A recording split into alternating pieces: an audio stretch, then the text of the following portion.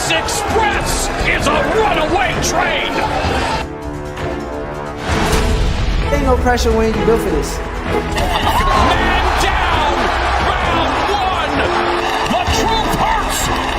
Ladies and gentlemen, presenting the undefeated super flyweight from San Antonio, Texas, Jesse Bam Rodriguez!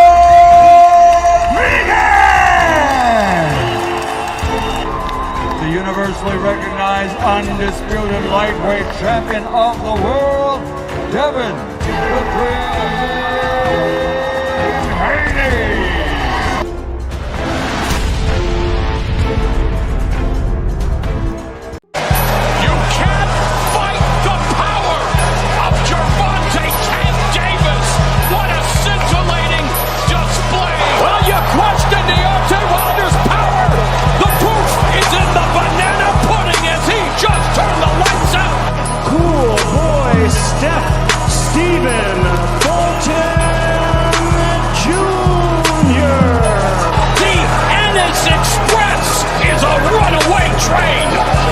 Ladies and gentlemen, fighting out of Las Vegas, Nevada, here is the skilled, the highly regarded Devin the Dream Haney. You can't fight the power of Gervonta Tank Davis. What a scintillating display. Well, you question Deontay Wilder's power. The proof is in the banana pudding as he just turned the lights out. Cool boy, Stephen Fulton Jr. The Ennis Express is a runaway train. Ladies and gentlemen, fighting out of Las Vegas, Nevada, here is the skilled, the highly regarded Devin the Dream Haney. Man, yo, what up, man? My apologies. Look, I gotta get back regulating this motherfucker, cause shit, I done confused myself on my own drops. I don't know how that happened, but it is what it is. First things first, man. Shout out to everybody who pulling up early. Shout out to my brother Todd Swindle in the building. Salute to you, fam. Appreciate you. You know what I'm saying? Much love and respect. Salute to you. Before I get, y'all know I gotta talk this boxing talk, man. And I got some shit I gotta cover tonight, man, cause I ain't even gonna lie to you. Some of this shit is so far out of order. Hot Rod, I see you in the back. I got you, brother. Give me a second. Some of this shit is so far out of order. And y'all know over here, we like to be in order. We like to be in order over here on the show. Let me bring my brother up, man. Shout out to Hot Rod in the building. Hot Rod, give me a second, brother. I'm going to come to you in a second. Before I get to, matter of fact, I'm going to come to you early. Because I want to say this first. College football is back.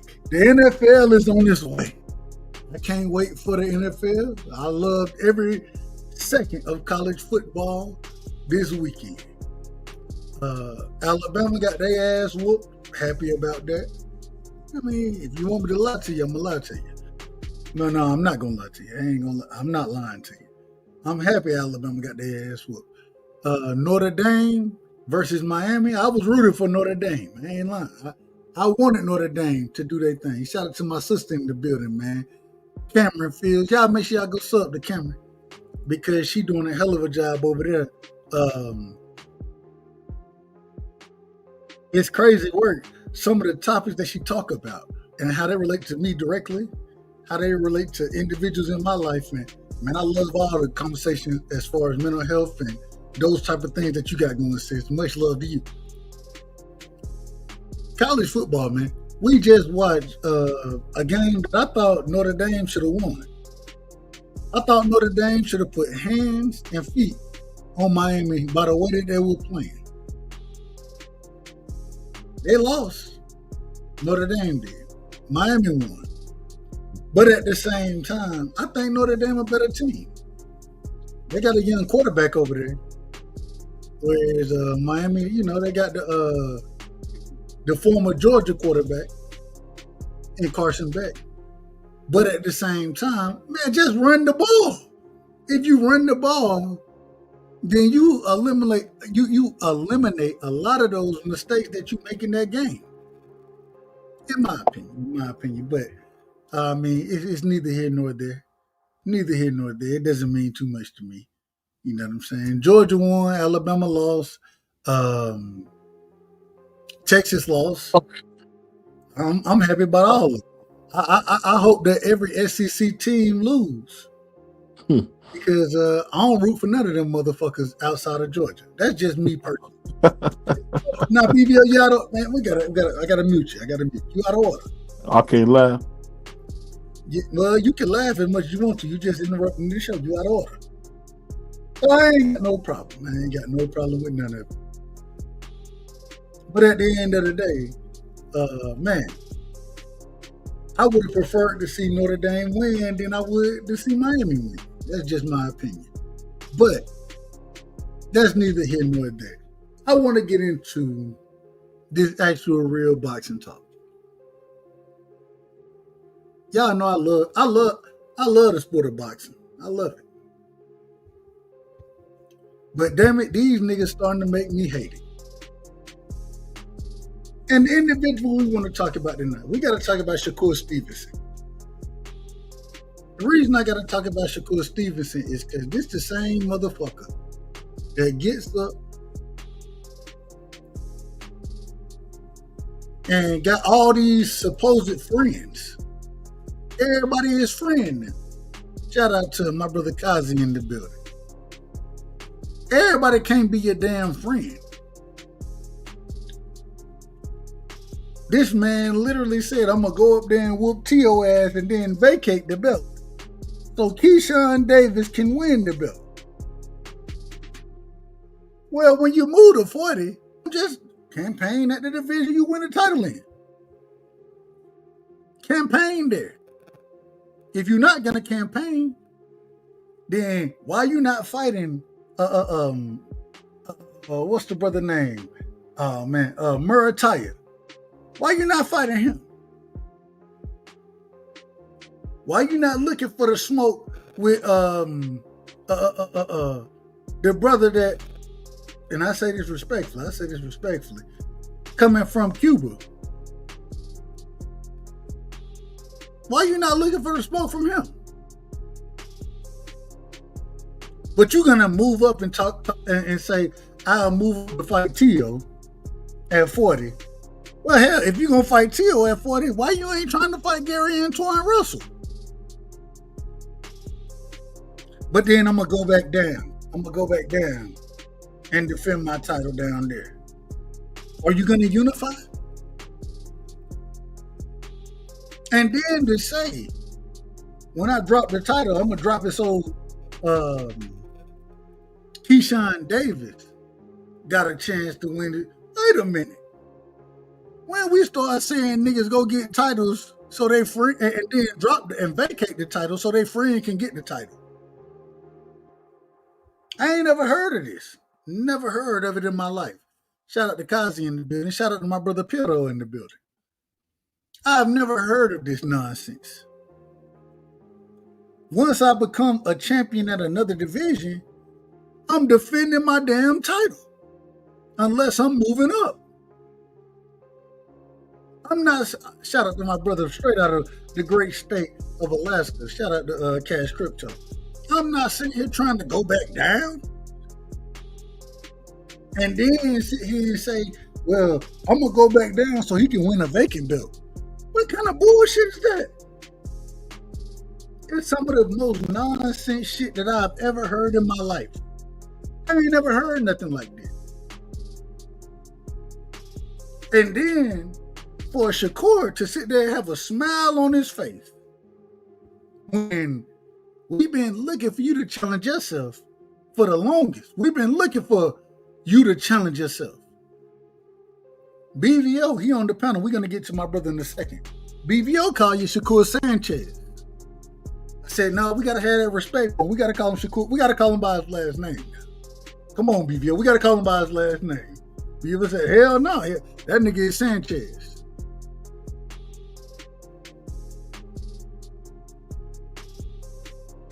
So now all of a sudden it's cool for a nigga to move up in weight,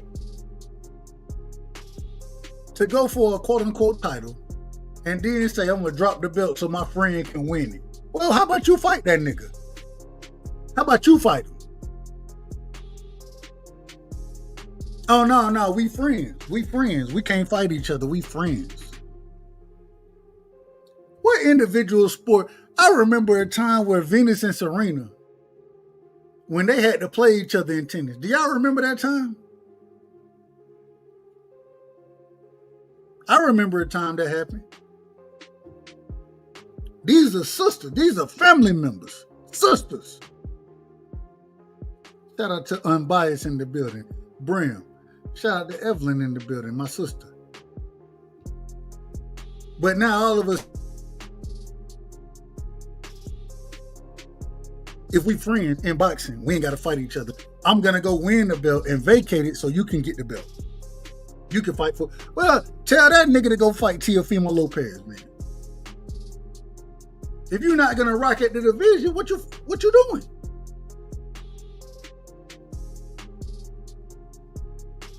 This nigga said tennis ain't boxing. Hey, they both individual sports. They both sports that you have to stand on your own square. Unless it's team, and even with the teams. Now, we just seen Venus come out and say that her current, the current individual that she's rocking with in team sports, as far as tennis goes, is her best partner since her sister. That's what she said. Brim on the panel. I got you. Above the brim, according to this brother. He below the brim, in my personal opinion. I'll tell you why in a second. But you telling me this shit ain't it? No, boxing is an individual sport. In individual sports, and even in team sports, me and a bunch of my niggas, we played on the same AAU team. But when it came to playing against each other, guess what we did? Nigga, I'm trying to bust your motherfucking ass. Man, we could be friends after this, and we're going to be on that same AAU team next year. I ain't got no problem. But when we on the court, man, you ain't, man, I'm not letting you hold a goddamn flame to anything I got going on. I'm not worried about none of that other bullshit. I'm not worried about us being friends outside of this. We still gonna be cool. But I'm still trying to whoop your ass the same way I'm expecting you to try to whoop my ass.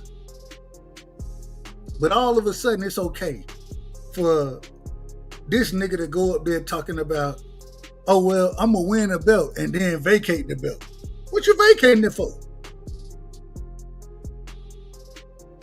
What you vacating it for? You say you can rock at 30, at 40? Why not try to become unified? If you say you're going to get it, why not try? Go fight Hitchison. He ain't trying to fight no damn body. This nigga, he talking about fighting goddamn the nigga that Tank just ducked. What's that nigga name, man? I can't even call his name, man. This is how bad this shit done got.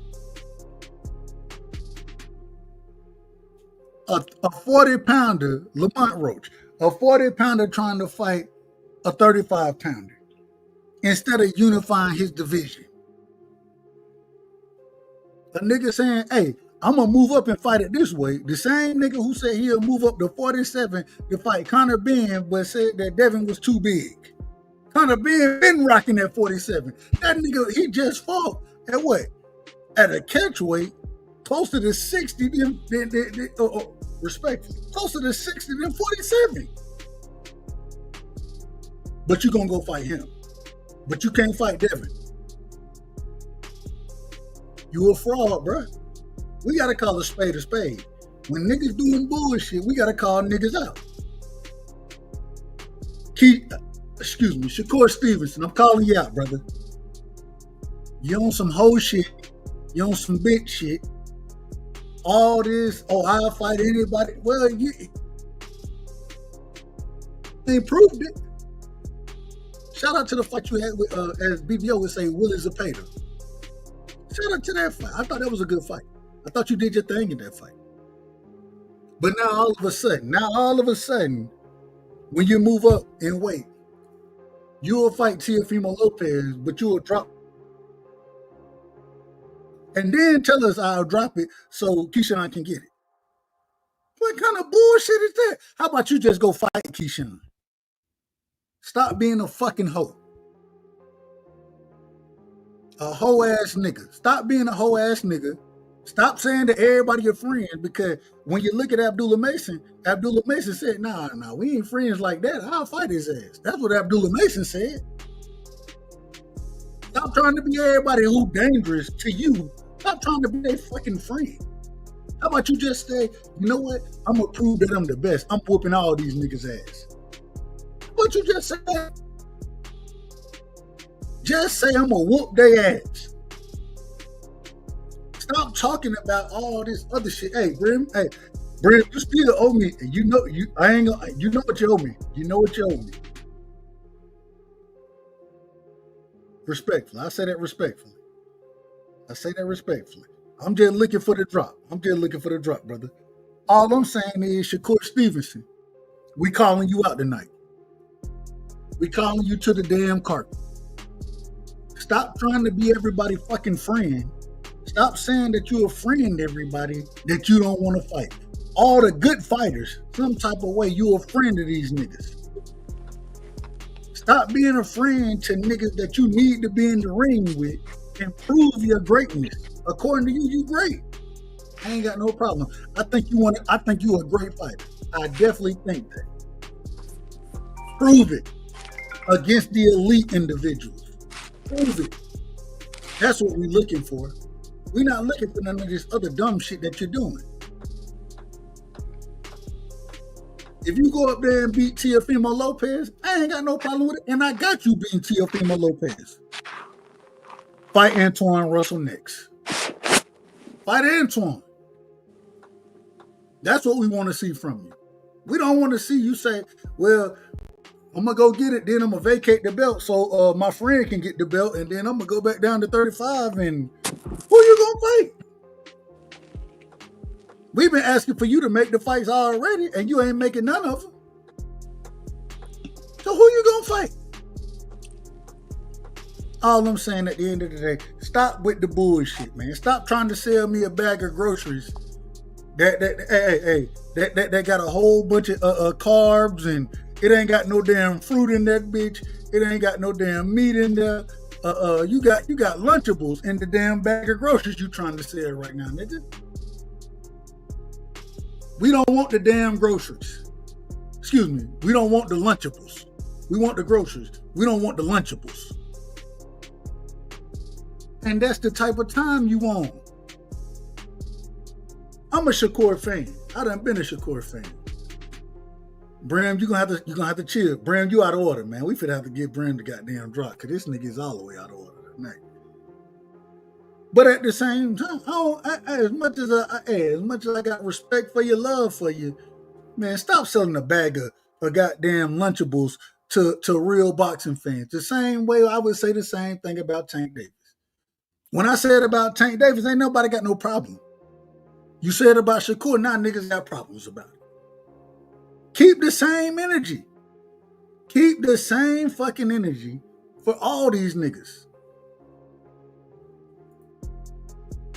Keep the same energy. If a nigga is doing whole shit, a nigga is doing whole shit. And right now, Shakur, you on some whole shit. Doug Rightside is calling whole shit. Let me go ahead and get the panel popped off tonight, man. I got my young brother Hot Rod in the building. Hot Rod, go ahead. We starting with you. We're gonna pass this thing around. We're gonna be in order tonight. Then we're gonna open it up. I'm gonna let everybody get their opening statements off. Hot Rod, we going Hot Rod, BVO, Brim, Pitto, my brother Marcus, and then my brother Pay. Hot Rod, it's on you, brother. What you think about what I'm talking about right now? Shit, to be honest, nothing really, cause shit, he ain't gonna fight Keyshawn, so that's some whole nigga shit. I'm not finna get mad over spoiled milk like it. I don't know, G. Like it's already it's inevitable. Like he's not gonna fight him. It's like it is what it is. When we start looking at niggas as friends in a one-man sport.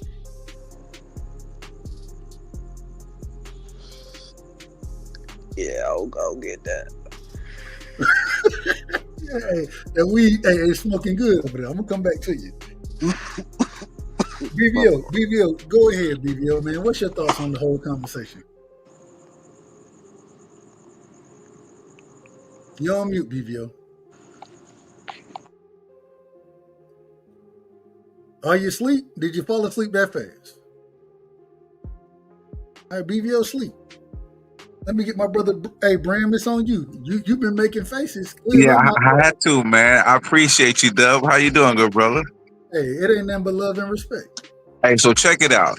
The premise of what you're saying has, is based on, core facts. But here's the issue of what I have, what you're saying. Mildred Taylor and Sweet Pea Whitaker had a very similar relationship as he and Shakur. Way deeper than boxing. You're talking about life or death, mental stuff. You help somebody come all the way from the bottom, when they're feeling a certain way and dealing with certain demons, and to make it through there. So that bond's a little deeper than just boxing. And in boxing, you got to have a mean streak, certain things you got to have when you're facing that opponent. That in some instances, you might not have that for that person when you go fight them because of the bond that you have, because it's deeper than boxing. Mildred Taylor and Sweet Pea Whitaker had that. But because we're in this present time in social media, Shakur and Keyshawn Davis having that exact same type of relationship is going to be scrutinized by a Dub Rightside. But right now you on the wrong side, unfortunately.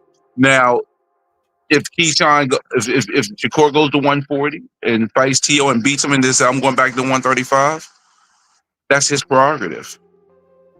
There's been multiple fighters that have moved up, won a belt, and decided to stay at the weight class they naturally was in. And if he leaves that belt vacant and he goes and try to get it, it is what it is. We may not necessarily have to like it, but if he's comfortable at 135, what's the issue? And last time I checked, I don't remember Shakur having an issue with Devin, talking about Devin being too big. That wasn't a Shakur thing. You said that. That definitely was a Shakur thing. Shakur said that I would never fight Devin at 47. He's too big, but he also said that he would fight what's the nigga with the egg? Conor Ben. Conor Ben. He said, hold on, wait a minute. You just called me out of order. So I'm gonna address it accordingly. He said that, and then he said I'll fight Conor Ben at 47. That's a fact. And you know what? And I'm glad you gave that point. That's valid. All I can say to that is you got me on that one particular thing.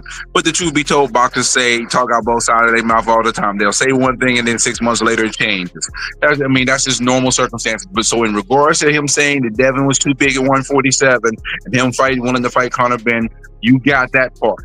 But in regards to Keyshawn and Shakur, just think about Mildred Taylor and Sweet Pea. Go look up their history about them two, and you will understand what I'm talking about. That's my time. I understand they could have met, and I believe they could have met at 47. I agree with that piece of it. You know what I'm saying? At the same time, I would also say, when it comes to Sweet Pea, I don't believe, and correct me if I'm wrong, I don't believe Sweet Pea ever fought above 47. And Mildred Taylor definitely fought above 47 multiple times. But there was a time they were at the same weight class and they could have fought each other. I agree with that. I do agree with that. And the reason why they didn't fight each other is because they have the exact same emotional bond based on the exact same premise as Shakur and Keyshawn. That's all I'm saying. We're in a social media era, so this stuff is going to be out like this much more than it would have been in their time. Who cares about their emotional bond?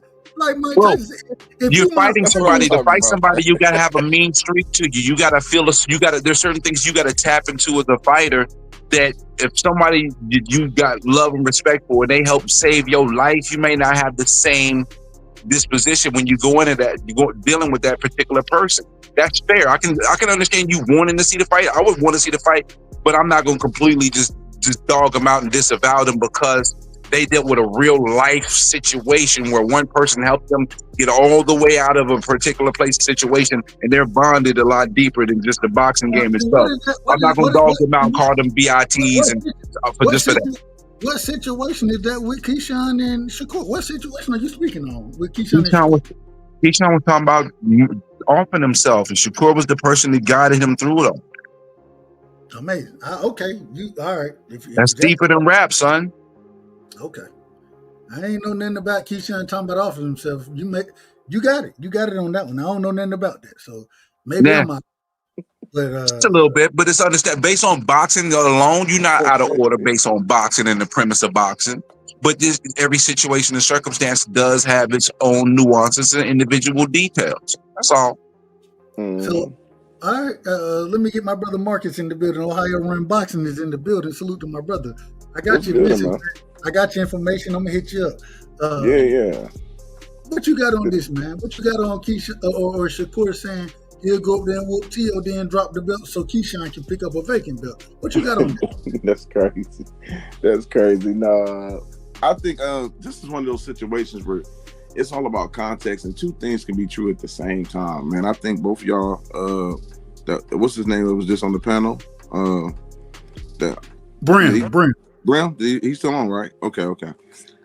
What he just said, I definitely understand his point of view, and I definitely see yours. So it's like I can see both sides. But this is one of the reasons why I made sure Valiant, and that's Abdullah's father, that they get no friends, man. I said, do not have friends in this thing.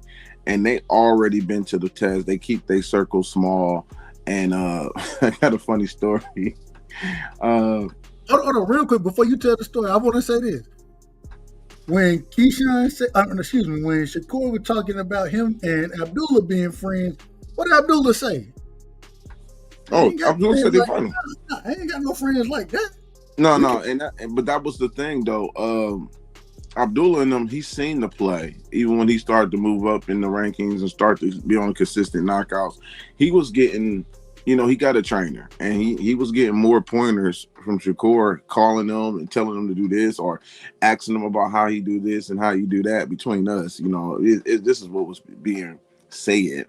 But it got to the point where they had to start to answer his phone calls, bro, because he was doing a little too much. And it's like, we ain't that tight. We ain't that cool. So it's not but respect, but it's like, no, you're not that cool. He looking at everybody as a threat. And even Abdullah have had fighters lie and say they was friends that he didn't even know that, and said they spar and this, and he has never sparred guys. So he's starting to see the politics side of the game and how people try to get closer in and different things like that. So he's really, really careful, but he definitely want to fight everybody, which is why I told people the problem Abdullah is going to have, I think, is going to bump heads with Jay Prince, because Jay Prince is still Bob Arum and Jay Prince they go hand in hand, but they actually avoid certain fights. Once Abdullah get the belt, he's not going to want to be baby food. He's going to want to fight everybody and try to make these fights. He's not going to be a one that wants to, okay, I'm gonna go this direction. No, he wants to fight everybody. His whole mindset, and his father's, is let's make boxing great again. They wanted Keyshawn before Sam Noakes, and I was against it. I made a post about it. I talked about it, and I even had a private conversation with his dad. He's seen the post. I didn't want him to fight a Keyshawn. Not saying that he can't beat a Keyshawn right now, but to build him properly, he needed to feel this pressure that he's feeling now for a world title, or fight a title eliminator against a former contender or a former champion. He needed to experience that first. That's the formula of building a fighter the correct way. And I just felt like he needed to do that before he goes into a fight with Keyshawn, like I thought they were saying it. But they wanted Keyshawn before Sam Noakes. They wanted him 2 fights before this. So that's just where his mindset is. And, but eventually we'll see. But that's what we respect about fighters. And shout out to my brother Rick Tim. Shout out to Skills from New Orleans as well. Shout out to the great sister, Queen 71. But I got to address this. Picasso said the Klitschko brothers didn't fight. Well, they brothers. It's a difference between me calling you my brother and then us actually being blood relatives. It's something totally different. It's totally different. And another thing too that plays a big part too, that if they are in the same camp and they sparring each other and they're around each other a lot, where they actually start hanging together a lot, that can build a close bond in a way too. And this is my thing. They're prize fighters. And I've seen Ohio versus Ohio all the time. I've seen these guys come up, they fought each other in the amateurs, but they became sparring partners for each other for big fights and pro fights. I'll give you two of them. Sean Porter and Adrian Broner. Adrian Porter, before Adrian Broner was the man, and before he took off, he was just a sparring partner for Sean Porter. Porter was ahead of him, but he ended up getting fame and started going his direction. But they was close, they was cool. They knew Broner. Kenny and them knew Broner since the amateur, since Broner was 8. But it was a time for them to fight, and they had to fight each other, and they put all that aside. And one thing about Broner, and I told people, he was going to be different because he had so much respect for Sean Porter. When you go back and watch the press conference, look who he was talking junk to. It was only Kenny. He couldn't really say anything to Sean because of their personal relationship he had. So it was kind of hard for him. And that's what Brim was trying to get to with some of these guys. It's hard to turn on. You just somebody else. You just somebody in my way when you really know this person. You really been in the gym with this person. You really was in the back of the van riding with him to other camps. And it's a different mindset to turn on for a person like that than somebody else. So you have to look at it at a different perspective. So when I see Keyshawn and Stevenson, I see them both being connected to Bud very heavy, always around Bud, always, they sparring each other. So I see a relationship there. But I do get your point, Dub. So I don't want to. It seems like Shakur he's a little too friendly with some of them, because that's why Abdullah experienced that. He experienced the too friendly. It was like, Abdullah. Shakur is a big fan of Abdullah too, but at the same time, y'all gonna have to fight each other. And here's another thing that I think I'm gonna agree with you on, Doug. There's not that many people in the division. Y'all gonna have to fight. It's gonna come down to y'all having to fight to make big fights, because all y'all gonna do is put yourself in a position to get upset by an unknown or fight each other. I mean, that's exactly what's going on in this. We have more upsets in the last I say about 7-8 years. We have had more upsets than we have ever had, because these guys avoiding each other. There is no reason for Teofimo to give Kambosos a name. Kambosos should have got a little step aside, moved out the way, and or whatever, because he was a mandatory, and fought Devin and became undisputed if he beat Devin. That should have been the fight that was made. But nope, let me fight this Kambosos guy. It's a lot of fights I can go back and say about that, and they became names. Don't get me wrong, there's a time and place for those type of fights, but I just think y'all just not fighting each other, and that's why Jake Paul was able to come in the game and slide in and do what he do, because the fighters who was doing what they was supposed to be doing, grinding since they was amateurs, they was playing around too much. I'm not doing. So guess what? Another Ohioan came in, no amateur background, and became one of the biggest names in boxing. And it's kind of it's a joke when you really think about it. Like, damn, I just do come in. It's a fucking joke. Hold up. With points like this, Ohio might actually run boxing with points like this. Hold on, bro. I got you. Give me a second. I'm coming back to you in a second. I got you. But like you said, Ohio, it's a joke. And you're making a mockery of the damn sport. That's why Jake was ever. When fans are looking at this, and all right, if you want to tell me the casual fans, you want to see shit like this, okay, you can tell me that. I mean, shit, y'all know more about the casual fans than I do. That's fine. All I'm telling you is, man, fuck all this friend shit. Hey, man, when we ever start talking about friends in the sport, we're gonna get to it in a second. Let me get my brother, straight out of Alaska, in the building. My brother, Cash Crypto, is in the building. Cash, man, what you got on this? I mean, this ain't new. He been talking about they was friends a long time ago. I mean, it's some hoe shit, but Shakur's a little hoe. I mean, he doing too many things that put him in the category of all soft. Whenever you like him and Devin had this whole agreement from way back that I didn't even know about, but I heard that y'all told me about them waiting to fight when they were welterweights. Now all of a sudden Devin's too big at welterweight for him to fight him. Like, it's always this it's flip-flopping shit. And it's always Shakur or niggas like Shakur. I mean, I've seen dudes call this nigga a bitch ringside, and he gonna tell this dude Mercado he clout chasing, but then he's at a higher weight, but then I see him calling out Ryan Garcia and Conor Ben and now T.O. So he's real selective about who he'll fight at certain weight classes. He don't want to fight no knockout artist, but he'll fight a dude like T.O. who he knows all he gotta do is get him to chase him, and he gonna win the fight easy. So, you know what I mean, it's some pussy ass shit. I want to see all these motherfuckers fight, man. You know how I am. And that's my whole issue is man, when we start to cover the sport, I think we would all agree that boxing live on YouTube. And I got to get the OG in the building. We all understand that boxing live on YouTube more than anywhere else. This is where you're going to get the most coverage and knowledge from as far as the sport goes. But then we got a nigga out here talking about, oh, no, we friends. Well, you can't be friends with everybody. You and Devin were supposed to be friends. You and Bill had some agreement, a handshake agreement. Well, when you move up, we gonna move up. That's what. Y'all correct me if I'm wrong about that. But this is exactly what was said. Everybody that's dangerous to you, you want to move up. You want to either you friends with. Man, stop being friends with niggas and go beat somebody's ass and show us who you really are. We tired. We don't want to see you against C+ level fighters. We want to see you against B and A level fighters at the worst.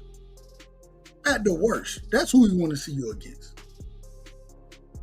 I ain't putting no letter grade on any of these guys.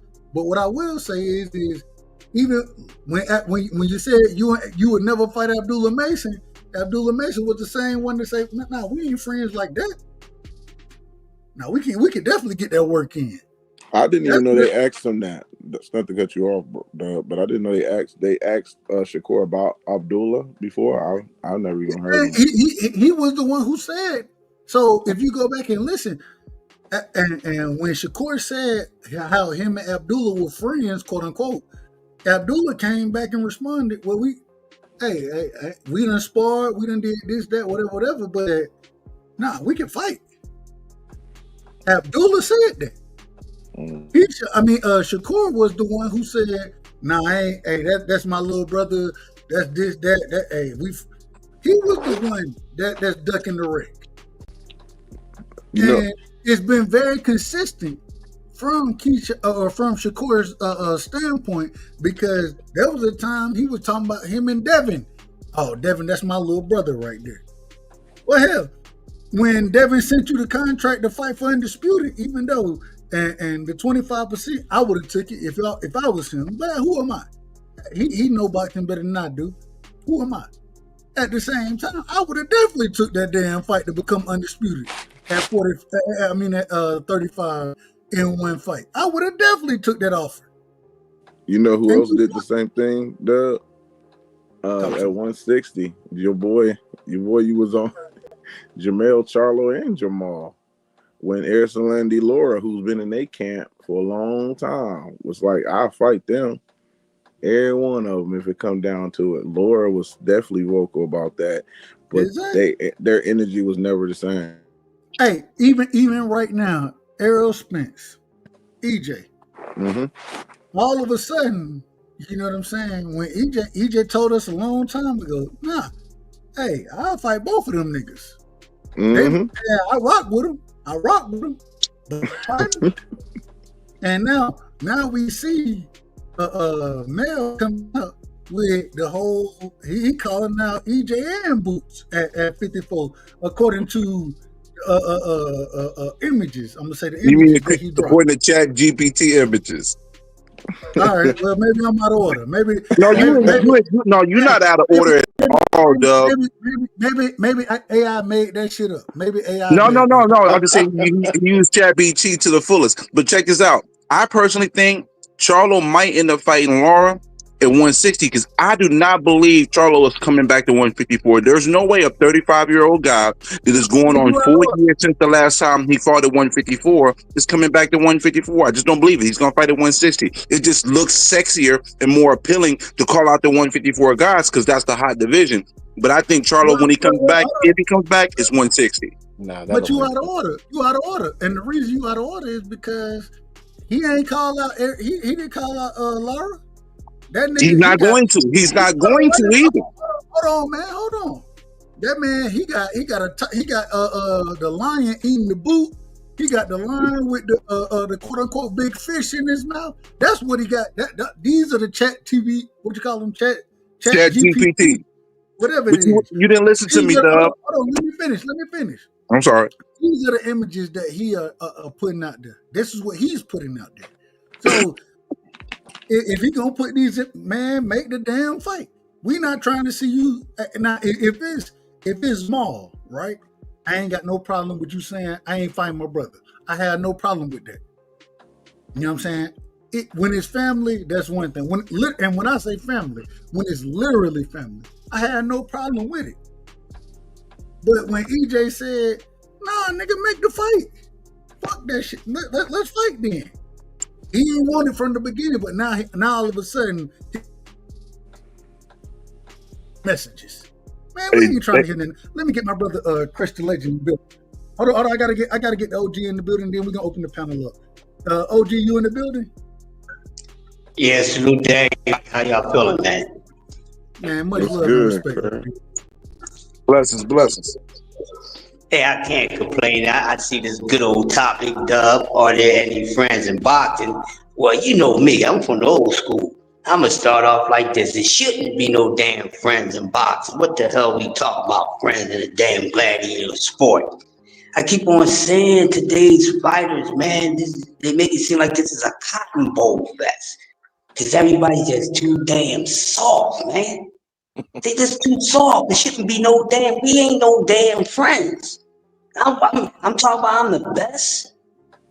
That means everybody that's a part of this is included. So ain't no damn friends. I can't be passive like that. Oh, this is my homie. We ain't gonna fight, but I'm claiming down the best in the damn weight class or the best in the world. But I don't want to fight my friend because he in the same weight class. Whatever weight class, man, my friend wind up in, I don't build that ass, okay? For whatever I want to build that ass, no matter if it's for the legacy or build or just money or just for plain old goddamn fun. Nah, man, there shouldn't be no friends in boxing. This is a damn soap opera. Carry on. And I gotta say this, nigga. If it's me and my brother, and when I say my brother, I ain't talking about my literal brother. You know what I'm saying? I only got one brother. So and he 2 years older than me. So me and we lived in different places. We ain't grow up together. But at the same time, nigga. Anytime I got a chance to bust his motherfucking ass on the basketball court, I definitely wanted to do that. That's exactly what I wanted to do. When it came down to any of the guys I played ball with that wasn't on my high school team in AAU, I want to kick your motherfucking ass when we play each other. Watch your mouth. Who are you talking to? I'm talking to you, brother. Well, you out of order. Perhaps. We got to get my brother BC to drop. And I love BC. That's my brother. Dub, you just got out of order a second ago, by the way. Hold on, man.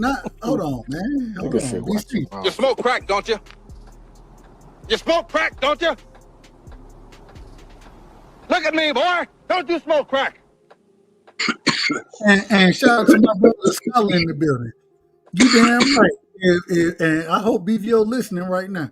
If I had the opportunity, the Scholar said, "Doug, would you fight BVO for $50,000?" Hell yeah, I'll fight BVO. Fight that nigga for $50. Hey, me and BVO, we gonna get it in, and get what? Afterward, we'll be friends afterward. But hey, we gonna get the smoke. I think BVO would agree with me on that. I'll fight that nigga for $50. Well, he said, "I don't know about $50." Now, I don't know about $50. He got a lot of mouth. I got $50 worth of hands for that nigga. all I'm trying to tell you is, BC, what's up, brother Darkness? That's my guy. All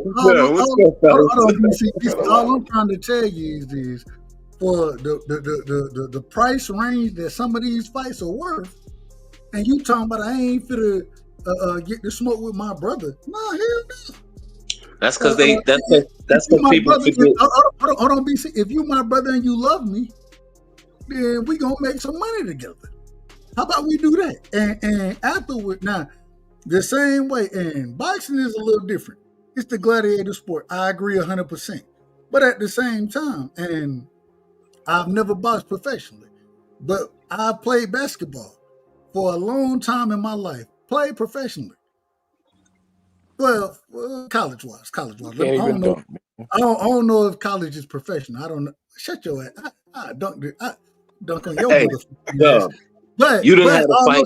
You done had a fight with one of your friends about some motherfucking now, ladies, and y'all still friends now. They'll be all right. One of my best friends whooped my ass. You know what I'm saying? Me and him, we only fought one time, and we fought in my grandma's yard. In fact, and he beat the shit out of me over some bullshit. I told you don't step on my sneaker. But at the same time, guess what? We handled it, and then after that, we was friends. After it wasn't nothing, we got it in. I lost. I took the L on the chin. It is what it is. You cried and everything. Nah, I ain't cry. Nah, I ain't cry about it. I definitely didn't cry. But all I'm saying at the end of the day, if you can't pay for this shit and you able to take hundreds of thousands of dollars, if not millions of dollars for this shit, you telling me you're not gonna do that? Nah, it's out of order. Go ahead, BC. Welcome to the show. I apologize for cutting you off, brother. Nah, please. Good evening, brothers. I'm amongst family. I want to wish you all a happy Labor Day. I hope everybody's family is doing well. Oh, we on the grill. We on the grill in the AM, man. We on the grill. Hey, man, check this out. I'm 48 years old. I was just talking to my little cousin. We grew up like brothers. He came to visit, come check his moms and whatnot, my auntie, and pick up his daughters and all that, because he live in another state. But we was just laughing and reminiscing about being little kids. Like, I'm 48 years old. My kids, all four of my children have the same godfather. He's one of my best friends I grew up with. He's a chef. He's a very staticky man. We are very staticky. To this day, that nigga ain't been to visit me in about a year and a half because we gonna fist fight when we see each other, and he know it's like on cue. Like last time I seen him, his mom's passed. That was at the top of the year, and we ain't doing it during that because that takes precedent over things.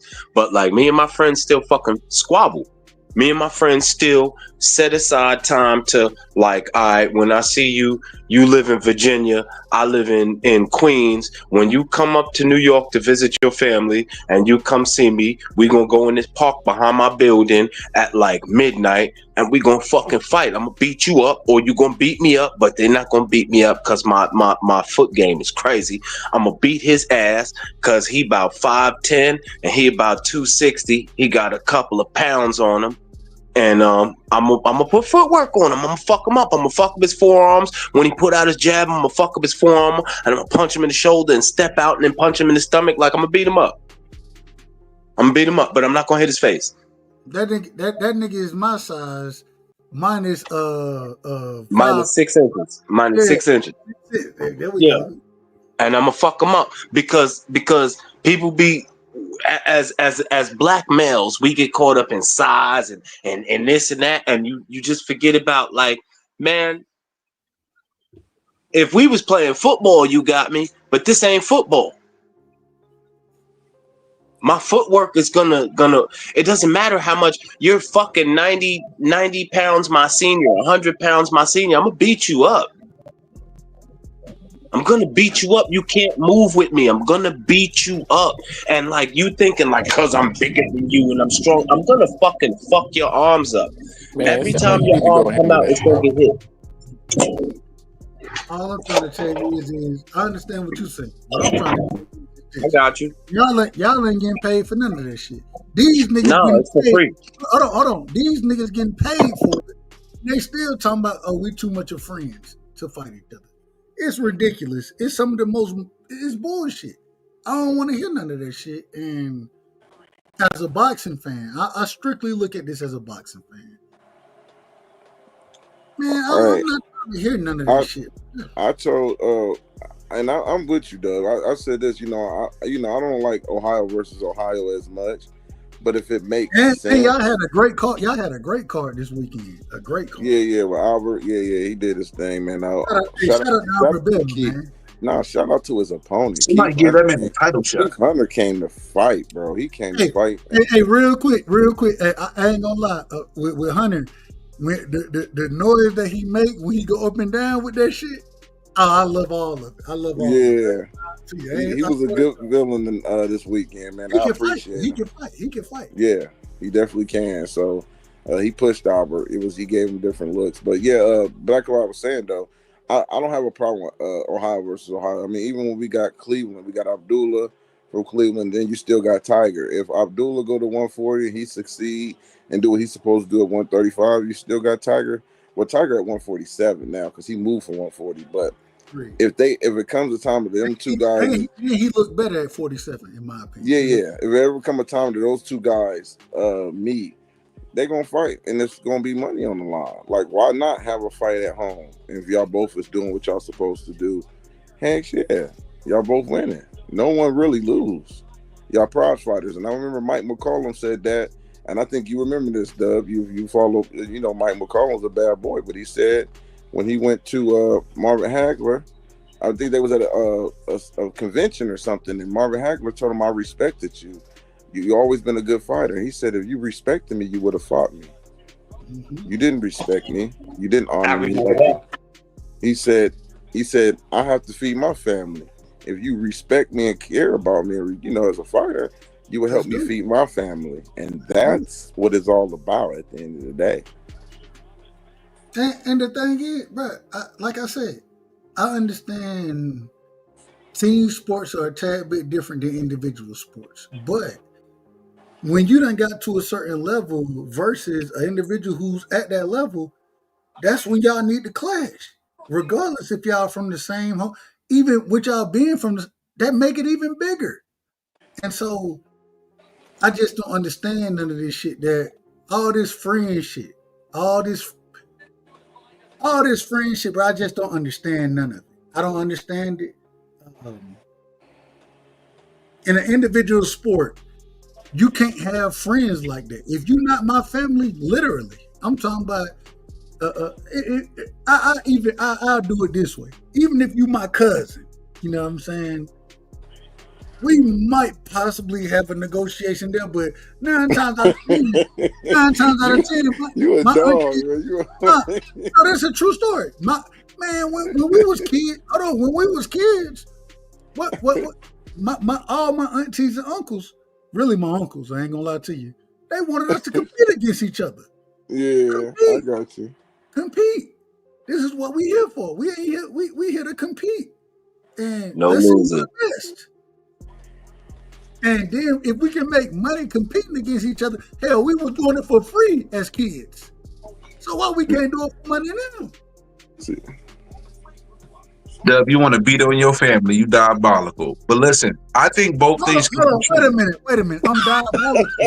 You want to beat on your family, Dub? You diabolical. Hold on. So you telling me that you and your cousin didn't grow up? First of all, me and my cousin, we boxed each other for free. So I mean, I'm just messing with you. Hold on. Wait a minute. Me and my cousin, we boxed each other for free twice. Hold on. Agreed, brother. Y'all did it for free. I was just teasing you, bro. Calm down, Dub. You being out of order now. I was just teasing you. Let me get to the point in here, bro. You can't calm a day, my brother. Calm a day. No, but two things can be true, though. This is outrageous. Ain't no way you gonna tell me. No. Hold on, man. Namaste, man. I can do it one of two ways. All I'm telling you, you just said we beat on each other for free, and now you can make money doing it. and you saying that it's better to do it for free than to make money doing it. No, but hold up, Dub. See, let me give you the context. When me and him did it, we were playing around and we only did 2 rounds. You know what I mean? Do it in a real fight, you know, you may hurt. Remember, boxing, when you did the basketball comparison and then the tennis arena, I'm looking at you sideways. I'm like, you do understand that we can take each other's life in this ring, right? It's just a different component when it comes to this, especially the mental capacity that it takes to get in the ring to face that opponent. It's just not the same energy. It's tough to pull that type of energy. Damn. It's a bunch of bull. Damn, you ain't trying to hear me though, huh? You telling me I'm bullshit. No, but listen, 2 things can be true. Shakur and Keyshawn's personal situation can be deeper, but overall, Shakur is too fucking friendly with Spence. It don't take a whole lot for you to gear yourself up to hurt me. It do take a whole lot for you to gear yourself up to not come home to your family, right? You out of order. You out of order, man. You out of order. Let the man finish. Let the man. It don't take no whole lot for me to gear myself up to like, yo, these niggas. Hold on, but in the same time, let him get his balls off. He getting the balls off. Let him get his balls off. I'm letting him get his balls off. No, he out of order. But so what? Sometimes we all go. Sometimes we have to get out of order to get that point across. Sometimes, so I'm just going to be quiet. Let him get that ball. I need you to finish what you were saying first. All I'm saying is, bro, I mean, you're going to use the fact that me and my cousin threw some hands for 2 rounds. It's just not the same elements, bro. Again, I think what you're saying is not wrong at all. And I think in regards to Shakur, it's going to have some truth to it, like how he approaches Abdullah Mason. And you talk about he calling him all the time, being way too friendly to possibly avoid having to fight a dangerous fight. I'm not going to push back on that, because I got my issues with Shakur as well. I got issues with this entire generation, and I'm ready for Abdullah, Brian Norman, all these guys that move these other guys out the way so we can get the guys with the right mentality as fighters back in the ring. So I'm not disagreeing with your premise. I'm just saying, just strictly Keyshawn and Shakur, the things that I know after, doing my research, listening to them speak about what them 2 together went through and what one person did for the other, it's way deeper than just boxing. And the mentality that you have to go in and fight somebody, it might be difficult for them 2 to be to pull that, for each other, that fight each other based on that. That's all I'm saying. I'm just being fair to Shakur in regards to just Keyshawn, but the overall picture that you're painting, oh no, I ain't disagreeing with you. You ain't gonna get me to do that. But again, all my old school heads, I want y'all to remember this, because I think I heard CRUSHDALEGEND say something. Just remember, Meldrick Taylor and Sweet Pea Whitaker, they had a very similar situation. It just wasn't public. Yeah. The 2 was never gonna fight each other because of that, just like Keyshawn and Shakur. That's all I'm saying. Let's be fair.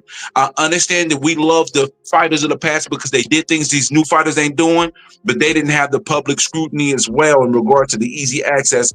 So that information that we know about them, like right now, like with Shakur and Key, we would know that shit about Meldrick and Sweet Pea if we was in this era of time. So I just want to be fair, I gotta say one thing, and then I gotta spin the block because we got my brother Piero. He ain't got a chance to say nothing. We got my brother Troy Graham in the building.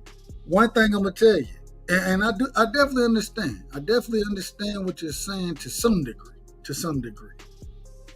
But at the same time, regardless, I don't give a damn if I can sit here and, like you just said, you'll fight your kinfolk. Hold on. Calm down, brother. You out of order. Man, we finna have to put this nigga in the background. Matter of fact, let me do things the right way. Piero, give me your opening statements. Troy Graham, let me get your opening statements after Piero. Go ahead, Piero. What up? Can you hear me? And some type of way I ended up being dubbed capside. God damn. The trolls are real. The trolls are real out here. And Piero is one of them. But shout out to I had to make an example out of you, bro, because that's my only form of protest. If not, you go crazy. But anyways, well, my opening statement is that what Shakur is proposing don't exist. Well, we don't give a damn since I'm dubbed capside, nigga. We don't get no. I'm joking. I'm joking. No, you good dip. Yeah, it's never existed, bro. What Shakur is talking about. The only thing that's ever existed, and that's when it comes up, is between brothers, like actual brothers. And that's only came up like that I can remember with the Klitschko's. But like literally, like nobody ever put pressure on them because it's like it's an unspoken rule, but nobody really talks about it because it's never came up. Like when there's been friends that had a fight because they were like wanted to unify, they fought. That's what they did. So like this new thing about like yeah, I'm not gonna fight my friends now. That shit's never happened. Even with the Charlos, if the Charlos, and I would never expect the Charlo brothers to fight each other. Never in my life. But at the same time, I mean, damn, at least they getting the smoke. And when Maul didn't get the smoke with Canelo, Mel got the smoke. You know what I'm saying? And they also just go ahead. I'm sorry. Go ahead. No, go ahead. I was just saying they also decided like before they started their careers that they were gonna compete in different divisions, so it wouldn't come up. And so that's one thing. But when we not family, literally, when we not literally family, then man, fuck that. If we come up at the same time, man, fuck it. We could be it. I know a lot of niggas that I rode the AU games with. Man, when it came down to us competing on the court, nigga, I want to bust your ass. The same way I expect you to bust my ass. People die on the basketball court. Bro, you keep talking about that. You tell all right, man. If you wanna get into the whole dying situation, we'll get into that. I'm just being real. All right, if I face you off in a basketball game, is there a chance you're gonna die?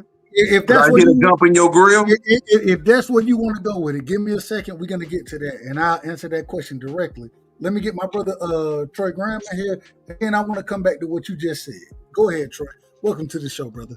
Yes, sir. What's up, everybody? What's up, Troy?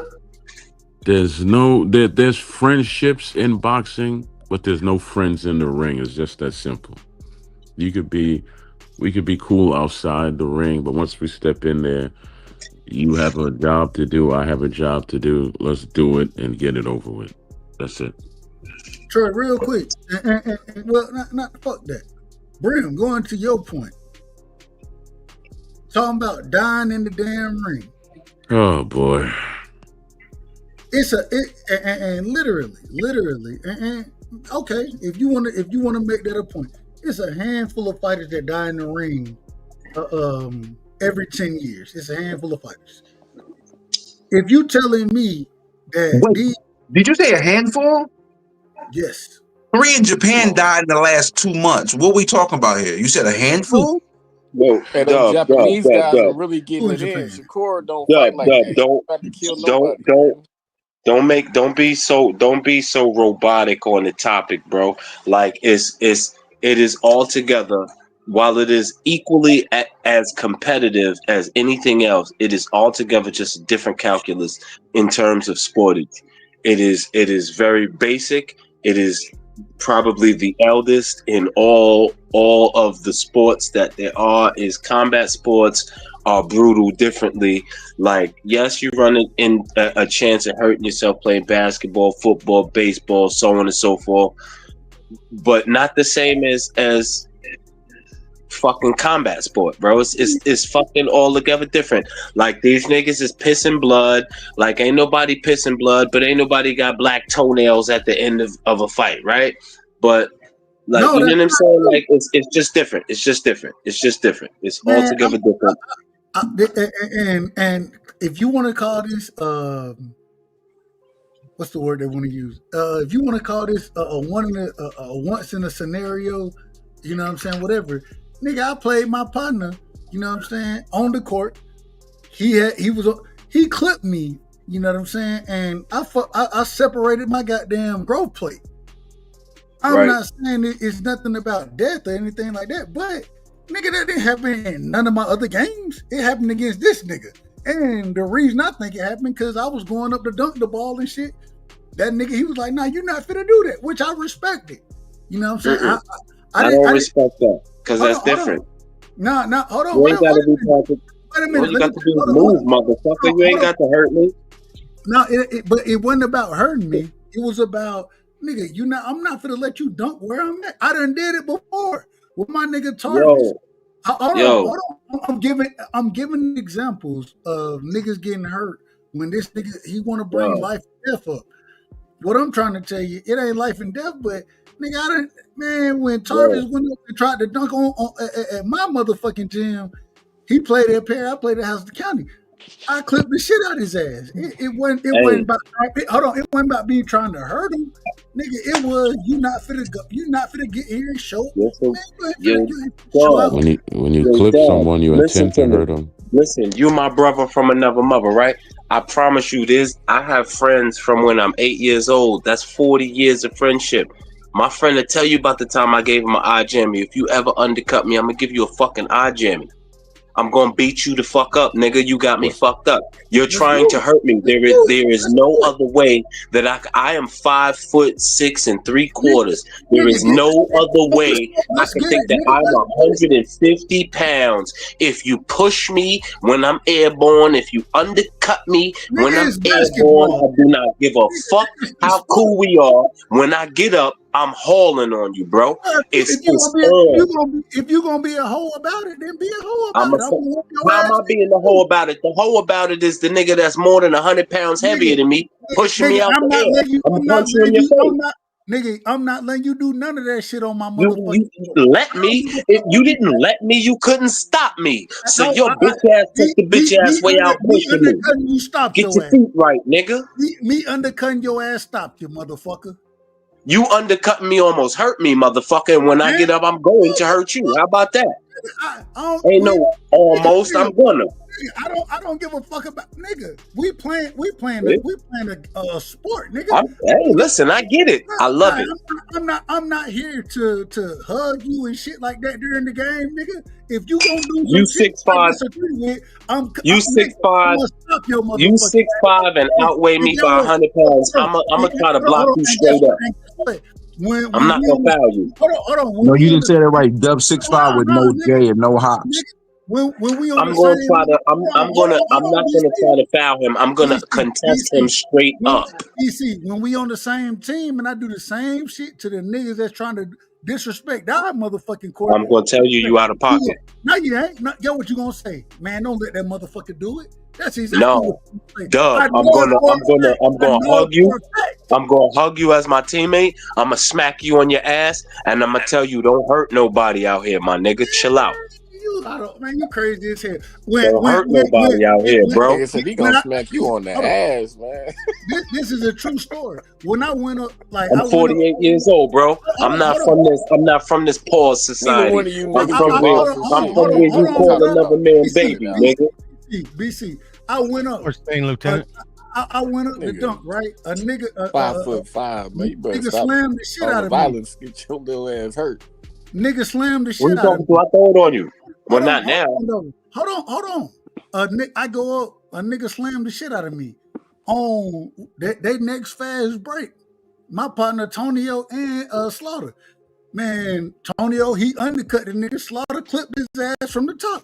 And get what they said? You ain't finna fuck with us. You ain't finna fuck with our team. That's how we like, bro. Nah, nigga. It is like sport. I get it, dog. Yo, listen. I'm not from the South, bro. I'm from the Northeast. Shit is different here. It's different here. Like when people trying to hurt you, they're trying to hurt you. I don't come from that in sports. Like if I am a gentleman, bro. Like I'm here to play ball. If we playing ball, yeah, I'm for embarrassing you playing ball. I'm not for trying to hurt you. If at any moment in the game someone is trying to hurt me, it changes things. We not playing ball no more. It changes for me. Hey, man, there is no in between. It's not like we're playing. If we're playing football, there are areas in football that are great. There is no area in basketball that is great. Foul, sit your ass in the bleachers and watch. Nah, I'm not talking about taking a foul. I'm talking about somebody trying to hurt you. You know the difference.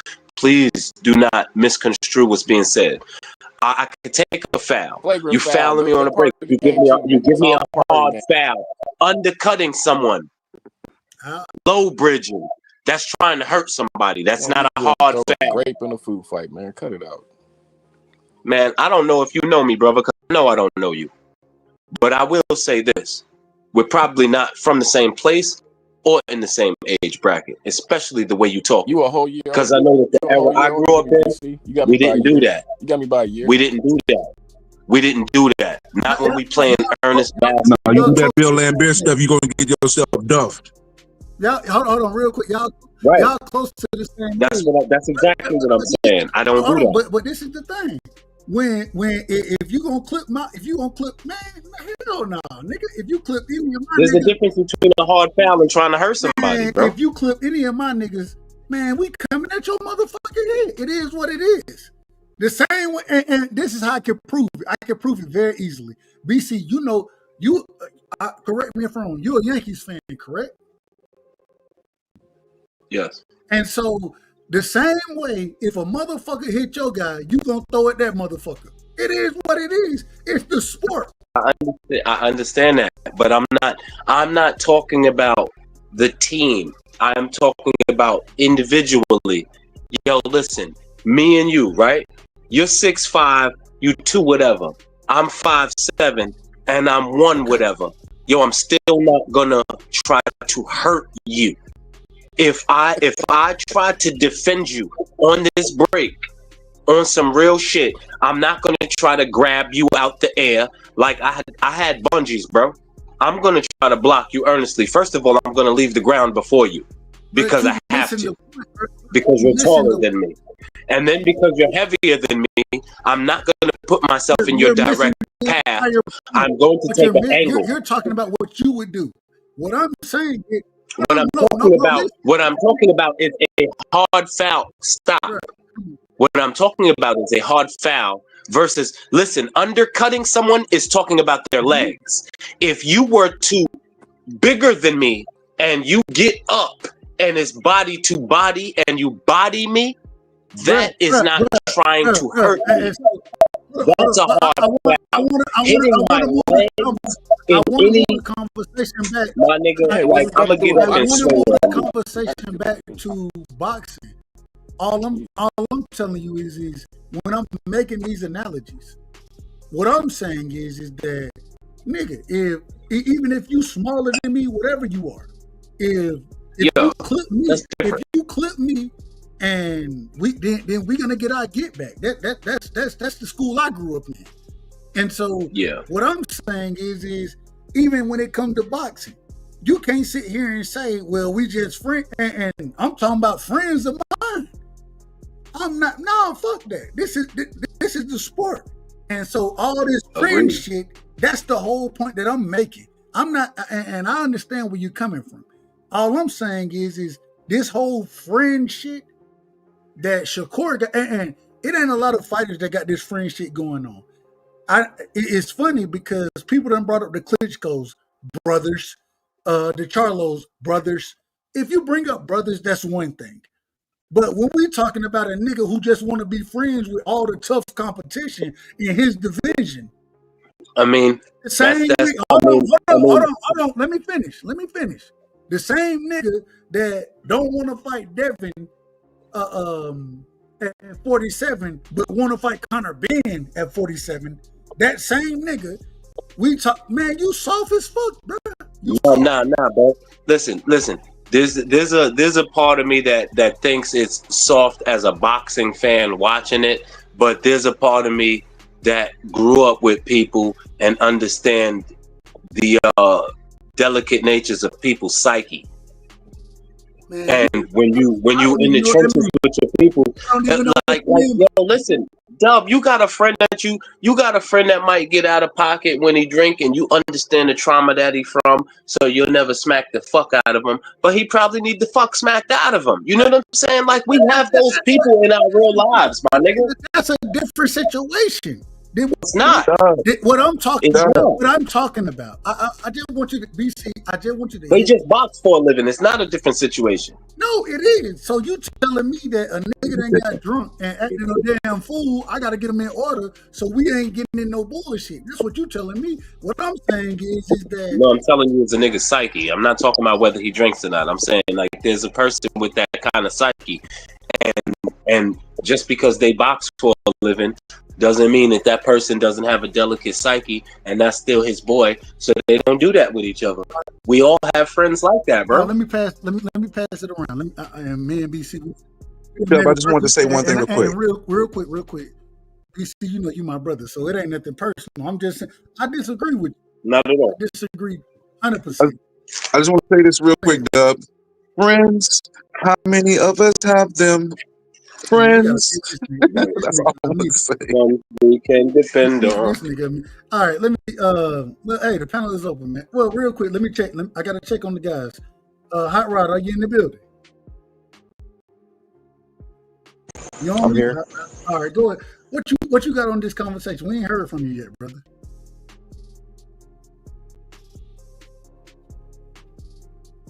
You're on mute again. You went back on mute. Go ahead, Hot Rod.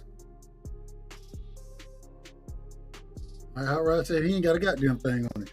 BVO, are you in the building? Nigga, why are y'all on the panel if y'all ain't gonna be in the building? Hold on, man. I gotta get both of these niggas to drop, man. Hold on, I got it. Damn. It's a bunch of bull. Well, Lee, if y'all ain't gonna be in the building and got something to say, what y'all here for? Respectfully. Hot Rod, do you have anything to say, brother? He probably waiting on you to change the subject. Well, he can answer the topic of conversation. Smoking that good weed, man. Fuck. Man. Or he doing this.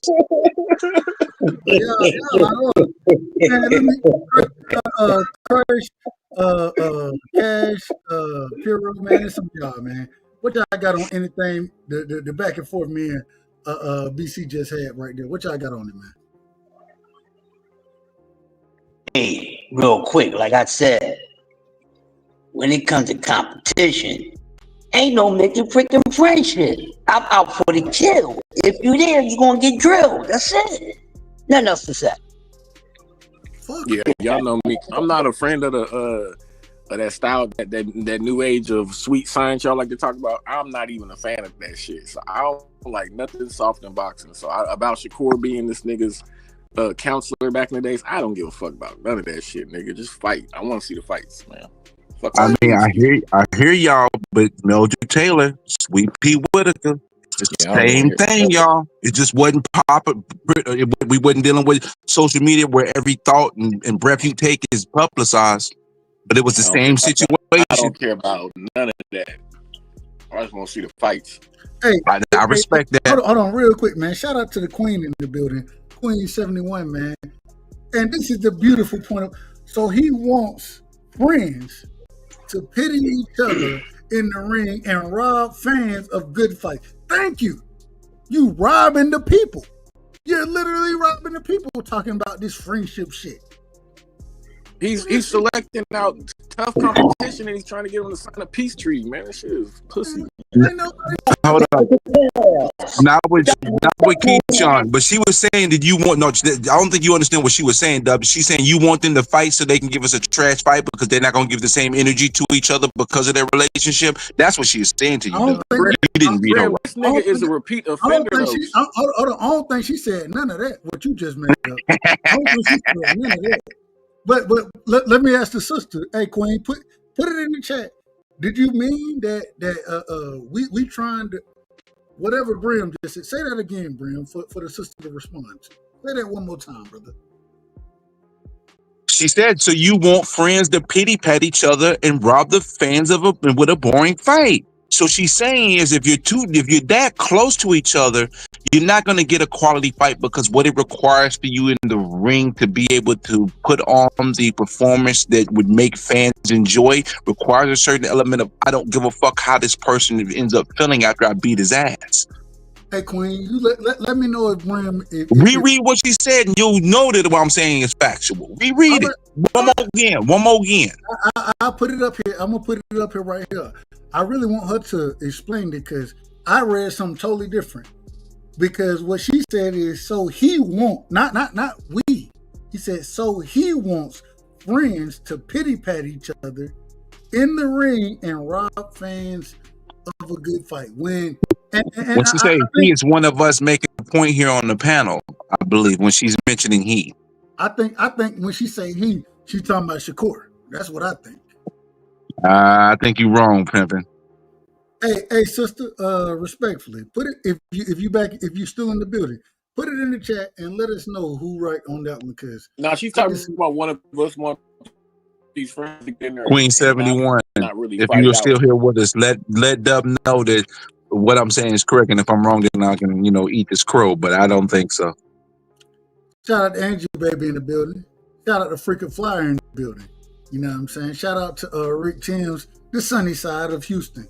Shout out to the sunny side. Shout out to Picasso as well. Hey man, much love and respect. Y'all make sure I hit the like button. I probably shouldn't have to say that no more, man. We too far past this shit. They say hit the like button. I guess it is what it is though. Y'all, hey, the panel is open. Y'all go ahead.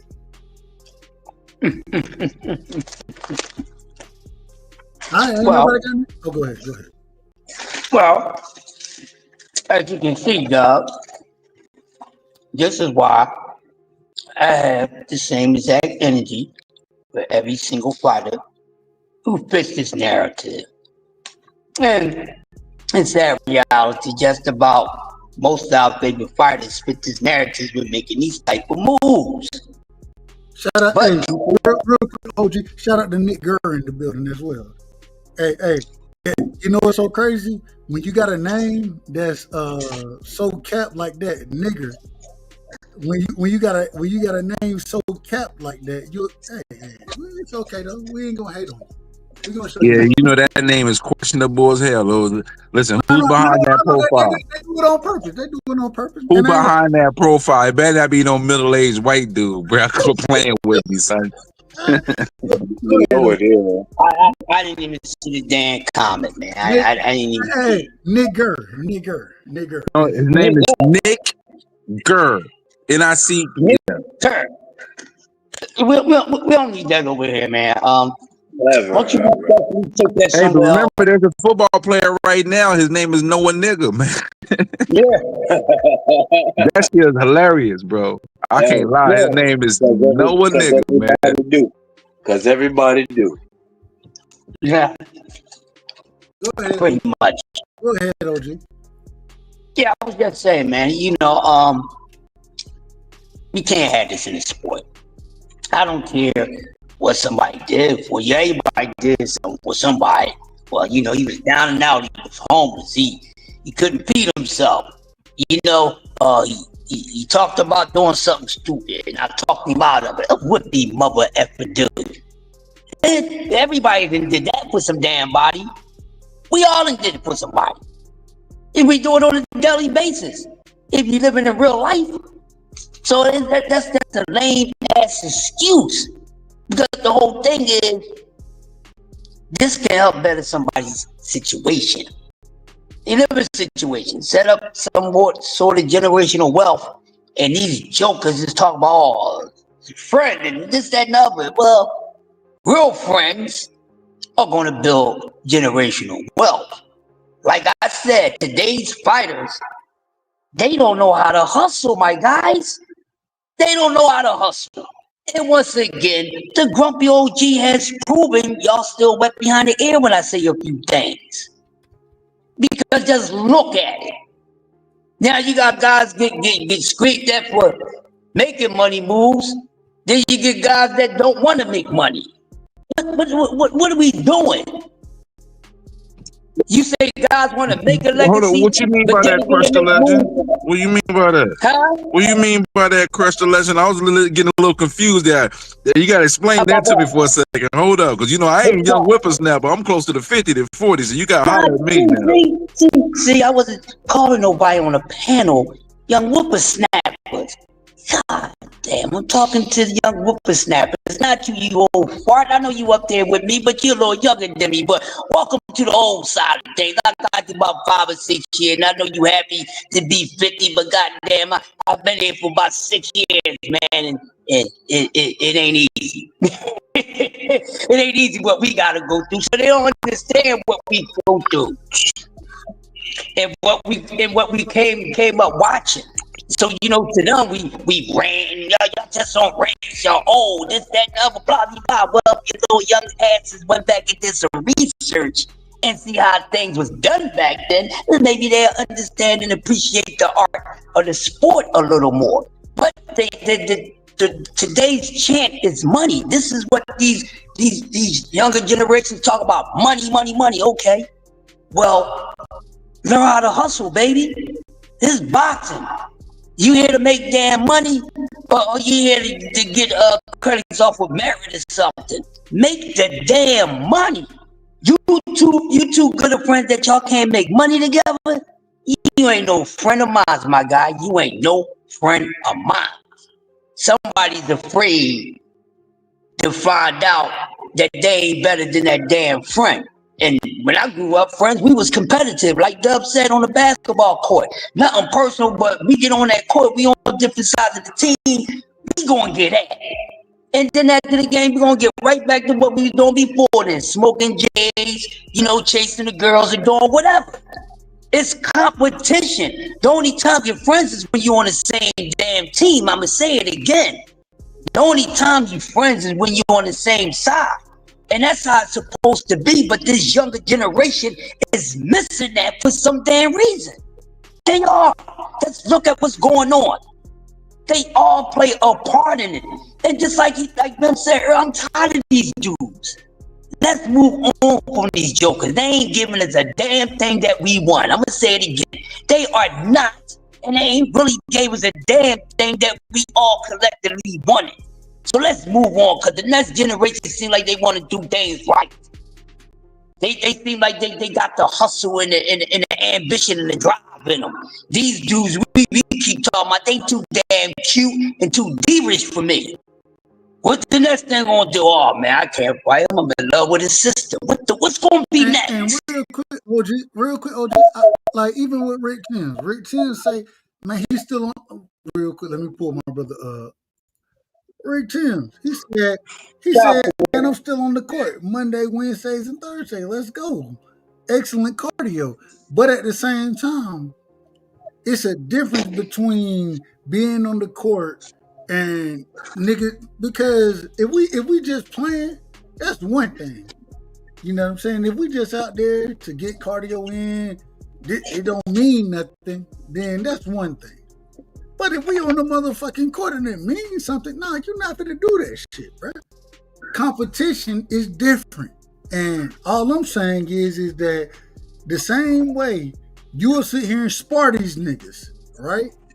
You'll sit here and spar with them, but then when it comes to a fight, hell, the reason me and Rick will never be on the same court professionally, on the same court that I was on at one point in time, not saying he wasn't on it. Hell, if he was on the court, I was too young to be on that court with him.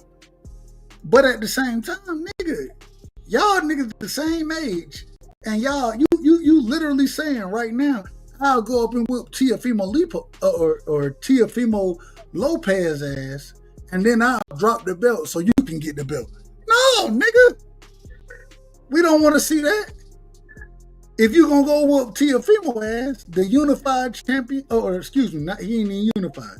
He the WBO champion and the lineal champion at 40. Well, if you gonna go whoop the lineal champion ass, then don't move back down. Fight Antoine. You know what I'm saying? Don't drop the belts. So your little homie supposedly can get the belt. No, don't do that. Nigga, keep that same energy. Keep all that energy. And when you talking about, well, I'll move back down, well, hell, why you ain't already challenging these niggas for their belts then? Why you not challenging them? Why you not fighting Raymond Murtala? Right now, I got him whooping Raymond Murtala ass. Why you ain't challenging the nigga then? All that and you know he doesn't want to. Ain't nobody trying to hear that bullshit, man. It's bullshit. And we're going to call bullshit when we hear it. Go ahead, Piero. I was saying, why doesn't he fight Murtala? Because he doesn't want to. He ducking. Call it what you want, bro. The fighters run their careers. Like, we just watch them. See, if I call it, so is he ducking or is he not? I mean, if you want to call it a duck, I mean, like that's. I'm asking. I'm asking what you call it. What I call it? I don't call it anything. All right. I don't know how you don't call it. That's me personally, you know. That's me personally. Well, you out of order. No, I ain't out of order. Like, I'm gonna call you out of order. At the end of the day, bro, like we can scream and moan all we want. The fighters do what they want to do in the ring and how they move their careers. No fighter has ever asked Dub Rightside, who should I fight? Facts. And guess what? They don't have to ask me. But if they're not challenging themselves, if they're not making the fights, what you want me to say? Whatever you need to say. Exactly what I'm saying right now. Nigga, if you talking about I'll move up to fight Tio at 40, but then I'm gonna move back down and drop the belt so my friend can get the belt. No, nigga, keep that belt. And then he gonna whoop his ass too. When did we get to a point that fighters ain't trying to prove that they're the best? When we got to that point? It's been like that for a minute, though, with these new ass dudes. Been like that for a minute. People just catching on to it. Some people ain't caught on yet. Well, I'm get what I'm gonna call them, OG. Hoe ass niggas, bitch ass niggas, fuck niggas, niggas who don't fuck it. All right, that's fine. You supposed to be the quote unquote boogeyman, Baba Yaga. Hold on, man. Let me get a Baba Yaga drop, man. This is what this nigga say he is right here. According to him. This ain't according to me. I'm just telling you the truth. This is what this man say. He once was an associate of ours. We called him Baba Yaga. The boogeyman? Well, John wasn't exactly the boogeyman.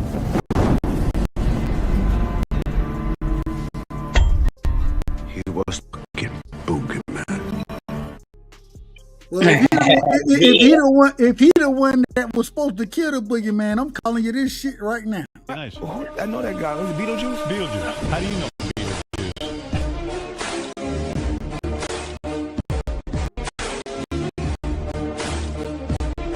Who's the greatest fighter of all time? Me. You could beat Mayweather? Hell yeah. This is that you, Doug? This is what these niggas sound like. This is exactly what these niggas sound like. This nigga sound like Beetlejuice out there. The nigga sound like this right here.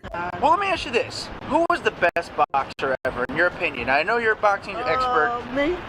You? You're the best boxer ever? Mm-hmm. Well, who'd win in a fight, you or Mayweather? Me. Okay. Yeah. You or Mike Tyson? Mike Tyson is a pussy. He's scared. This is what these niggas sound like. And get what I gotta tell them. I gotta tell them one thing. You smoke crack, don't you? You smoke crack, don't you? Look at me, boy. That's how I'm looking at these facts, man. I almost called the brother a faggot. Respectfully. All I'm telling you is this. This is my last one. If you gonna say talk all this big shit that you talking, I'm looking at you like this. The fuck is wrong with you people? Who raised? I know you was raised You by. gotta order, Dub. You gotta order, Dub. You can call me whatever you want to, but I'm all the way in order because only thing I'm doing is giving criticism what criticism is due. That's the only thing I'm doing. You know I'm just messing with you, right, Dub? No, it's okay. I ain't got no problem. You still owe me a drop. I'm waiting for the drop. Send the drop to me. All I'm trying to tell you is this. What this nigga Shakur Stevenson is doing right now is ridiculous. Ain't nobody trying to see this shit. Ain't nobody trying to hear this shit. If you talking about you as special, you the best fighter, you the best defensive fighter in the sport of boxing, then go prove it. But he's about to fight. If he's about to fight Tio, what we talking about though? If he's about to fight Tio, that's a high-end, high-quality fighter. So what are we bitching about? Actually, we only bitching because he's talking about fighting at 140 and dropping the belt and going back to 135, which I don't personally have a problem with. I think you have a problem with the fact that he said he's going to give the belt to Keyshawn like he has the power to do that, which I can't blame you for having that issue. But for him, I didn't say it. He said it. I didn't say none of that shit. I know. I'm just saying. I'm saying you have an issue with him saying that, on which I can't necessarily blame you for that, but does he have the power to actually give Keyshawn the belt? Probably not. If he dropped the belt for no reason, and then move back down. It's not no reason he's staying. If he wins the beat, let's say he fights T.O., beats him, but stays at 135, then he doesn't keep the belt at 140. That's the reason. Man, you tell me, what's the last fighter you remember moving up in weight, right? And we know weight can. Hold on. You don't need what? The answer before you ask it though. Canelo had the belt at 175 and let it go and kept it moving. Once again, you didn't even listen to what I was gonna ask. Sorry, I wasn't listening to understand. I was listening to respond. I'm sorry. Go ahead. So once again, you tell me a fighter that had moved up, made weight, whatever, and then dropped the belt to go back down. I answered the question before you asked it because I told you. I knew you. I knew what you was about to say before you said it. Canelo, Mayweather. Come on, the list can grow. It's a much bigger list than you think, my player. It is a much bigger list than you think. Roy Jones. You want me to keep going? To get the fighter. I mean, to vacate the belt for their friend. No. Yeah. Twist. I'm just talking about moving up, getting the belt, winning, and then going back down. And the friend element changes the whole dynamic. Hold on. What's the name of the show? Huh? Are there friends in boxing? That's the name. I mean, there's no friends in the ring, but there are friends in boxing, yes. But there's no friends in the ring. Amazing. And even if that was a reason that they dropped the belt so their friend can have it, no boxer would be dumb enough to say that in public. That part right there, I can't disagree with that part right there. That's why I can't disagree with. I cannot disagree with that because you're asking for heat. You're asking for people to have issues. I cannot say y'all wrong about that. You're not. Y'all not. But y'all lucky. And look. Y'all lucky. It's Labor Day weekend, so I'm on the grill. You know what I'm saying? I'm on the grill. Hey, send me up some grilled chicken breast, bro. Hey, where you at? I'm in New Haven, Connecticut. Nah, I can't. It'll be spoiled. Man, you better FedEx that shit. Open up, just listen. Make sure it's vacuum packed. Send it one day. FedEx, bro. I'll get it the next morning. The best I can do is I'm gonna send you pictures. You motherfucker, you. I'm just telling you the best I can do. Hell, you still owe me a drop. So yeah, but listen, that drop is sitting right now, going through its process. Do I have it? Well, you can't have it because there's legal things that had to be done, and I'm in the middle of moving, bro. You know, so there's some things going on. That's the reason why you haven't got it yet, because I had to do my paperwork, bro. You know, it's legal things going on with the food that I'm cooking tomorrow. Oh, see, you on that boy? Legal things going on with the food. That is so uncertified. You out of order right now. So you really got to sort it out. You ain't right. Hey, everybody gonna use legal terms out here. Now I might as well utilize my own goods. So no, I had to pay for the copyrights, and then I got to register it, and then there's it's got to there's certain. I put a pause on some because I wouldn't look into what we talking about till beginning of October to put that out because timing is important. I thought you so that's the reason why, Doug. Hold on. Well, I all right. I don't know. I thought you had made. I'm out of order. We'll talk. No, you're not out of order because you didn't know, so you don't not out of order. I'll just let you know it was done, and then I had to go back and do the last part, get it all cleared out, and then I paid to get the joint. Then I was like, okay, let me negotiate so I can maybe get full rights or whatever have you, so I can do what I need to do on my end of the business. But then I got to move, so I had to put that on hold, and it wasn't an immediate rush on it. So before I can have it, and the thing is, you could have already heard it. But you didn't want to hear it because you wanted to hear it right, was in its full. I told you that. I said. So that's why you waiting longer. So you can't blame me necessarily, especially considering the timing of things, because it was such a long time in between, the situation of the circumstances for the month of November. We'll talk about the background. I apologize. I didn't know. No, but it was fair. No, you don't have to apologize because what you're saying was absolutely fair based on just the premise of what you're talking about. Yeah. You didn't have this context, so what you said was fair, bro. You wasn't out of order. No. So I gotta ask this. I got two questions, and I'm going. I don't know how long I'm going 2 hours tonight. I'm only going 2. So I gotta ask this question right here, man. Errol Spence, and this goes directly into the conversation we were just having as far as Shakur want to be everybody's damn friend. Errol Spence, he looking to come back. That's what the reports are. I don't know if it's true or not. Until Errol Spence fight, I can't say that brother is coming back. I can't say it. Right. But I will say this. When he said he was coming back, Mel, he came out with the lion eating the big fish, also coming out with the lion eating the boots out there. You know what I'm saying? So I think that's challenging two of the top guys at 54, saying that he willing to come back to 54 and look to reign again. What's y'all opinion on EJ coming back, as well as Mel coming out with the cryptic messages that he coming out with against EJ and Boots? What's y'all thoughts on that? Give an order so everybody speaks. All right, I get real quick. Let me. I gotta test it again real quick. Hot Rod, you in the building? All right, Hot Rod, too. BVO, you in the building?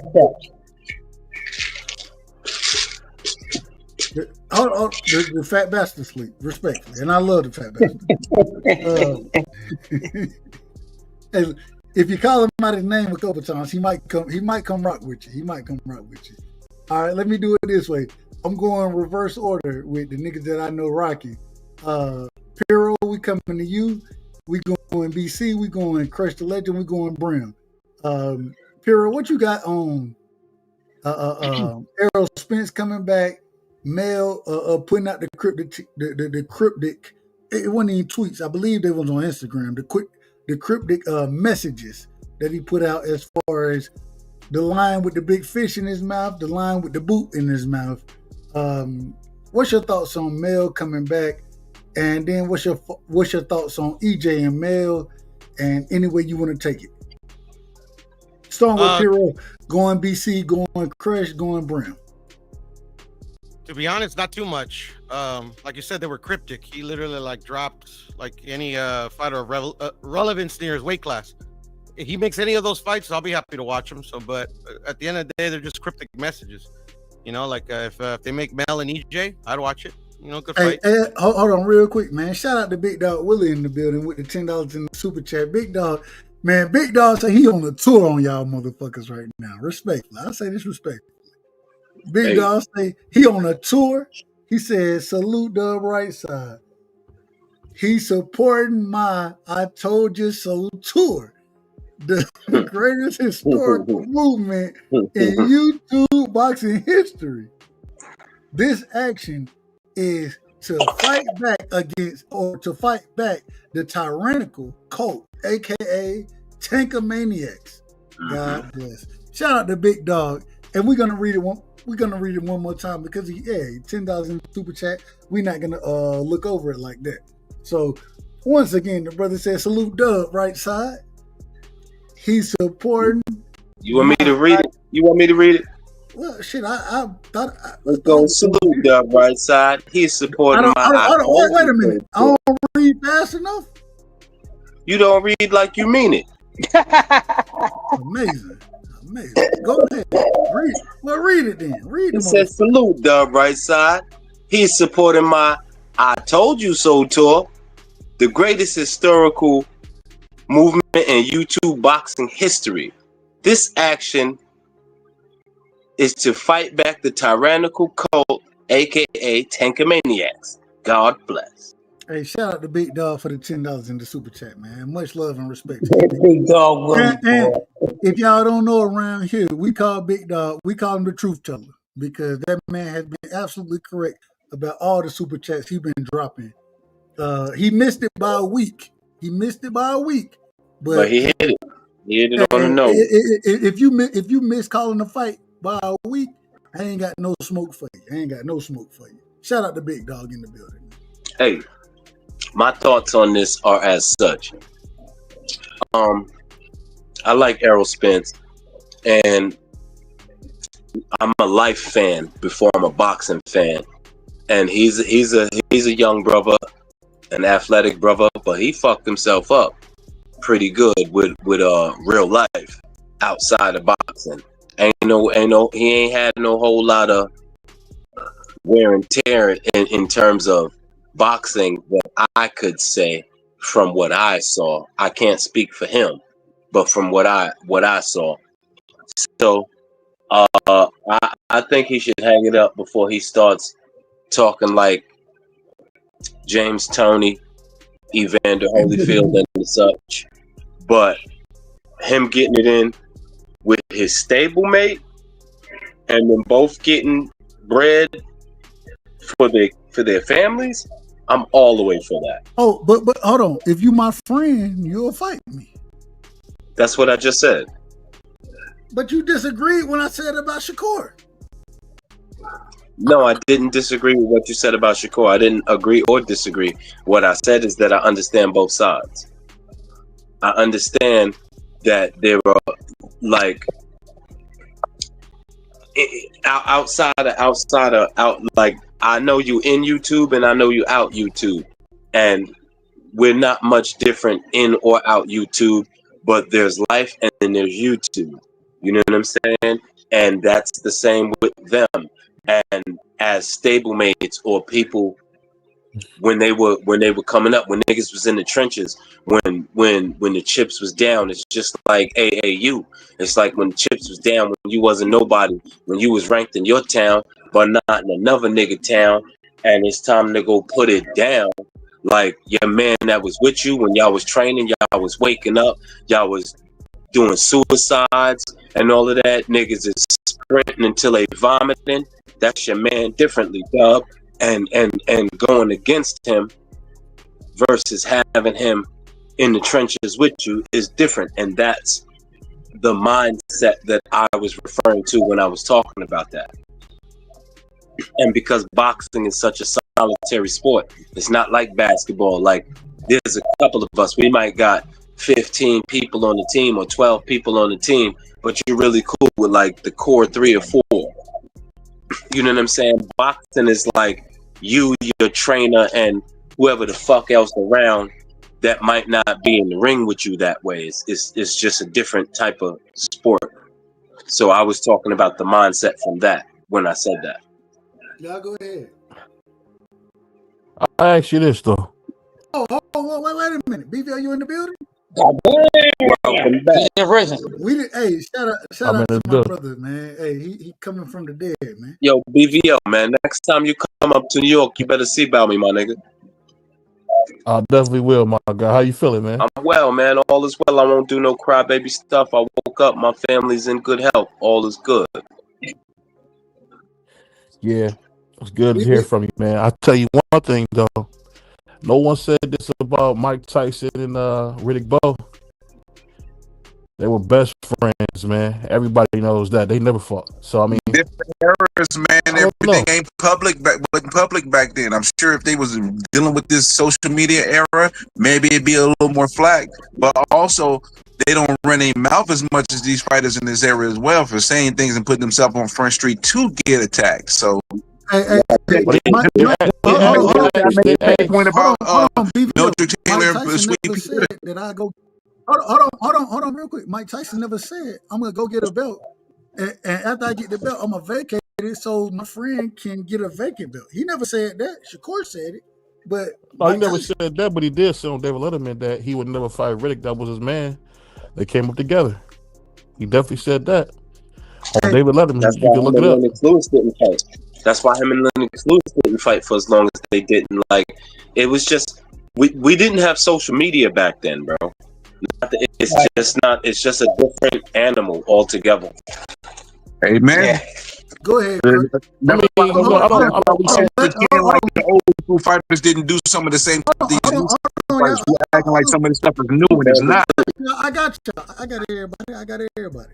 But you need to get yourself right now, Dub, because we give you a lot of data. All right, well, fuck it. I get everybody. If that's what we want to do, we can I do need it. you to get yourself right now because part of your argument is flawed. You smoke crack, don't you? Look at me, boy. Don't you? I get what Dub is saying.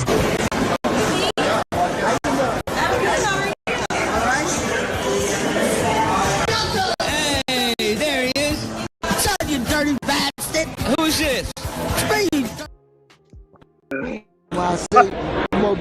shit about boxing. They don't.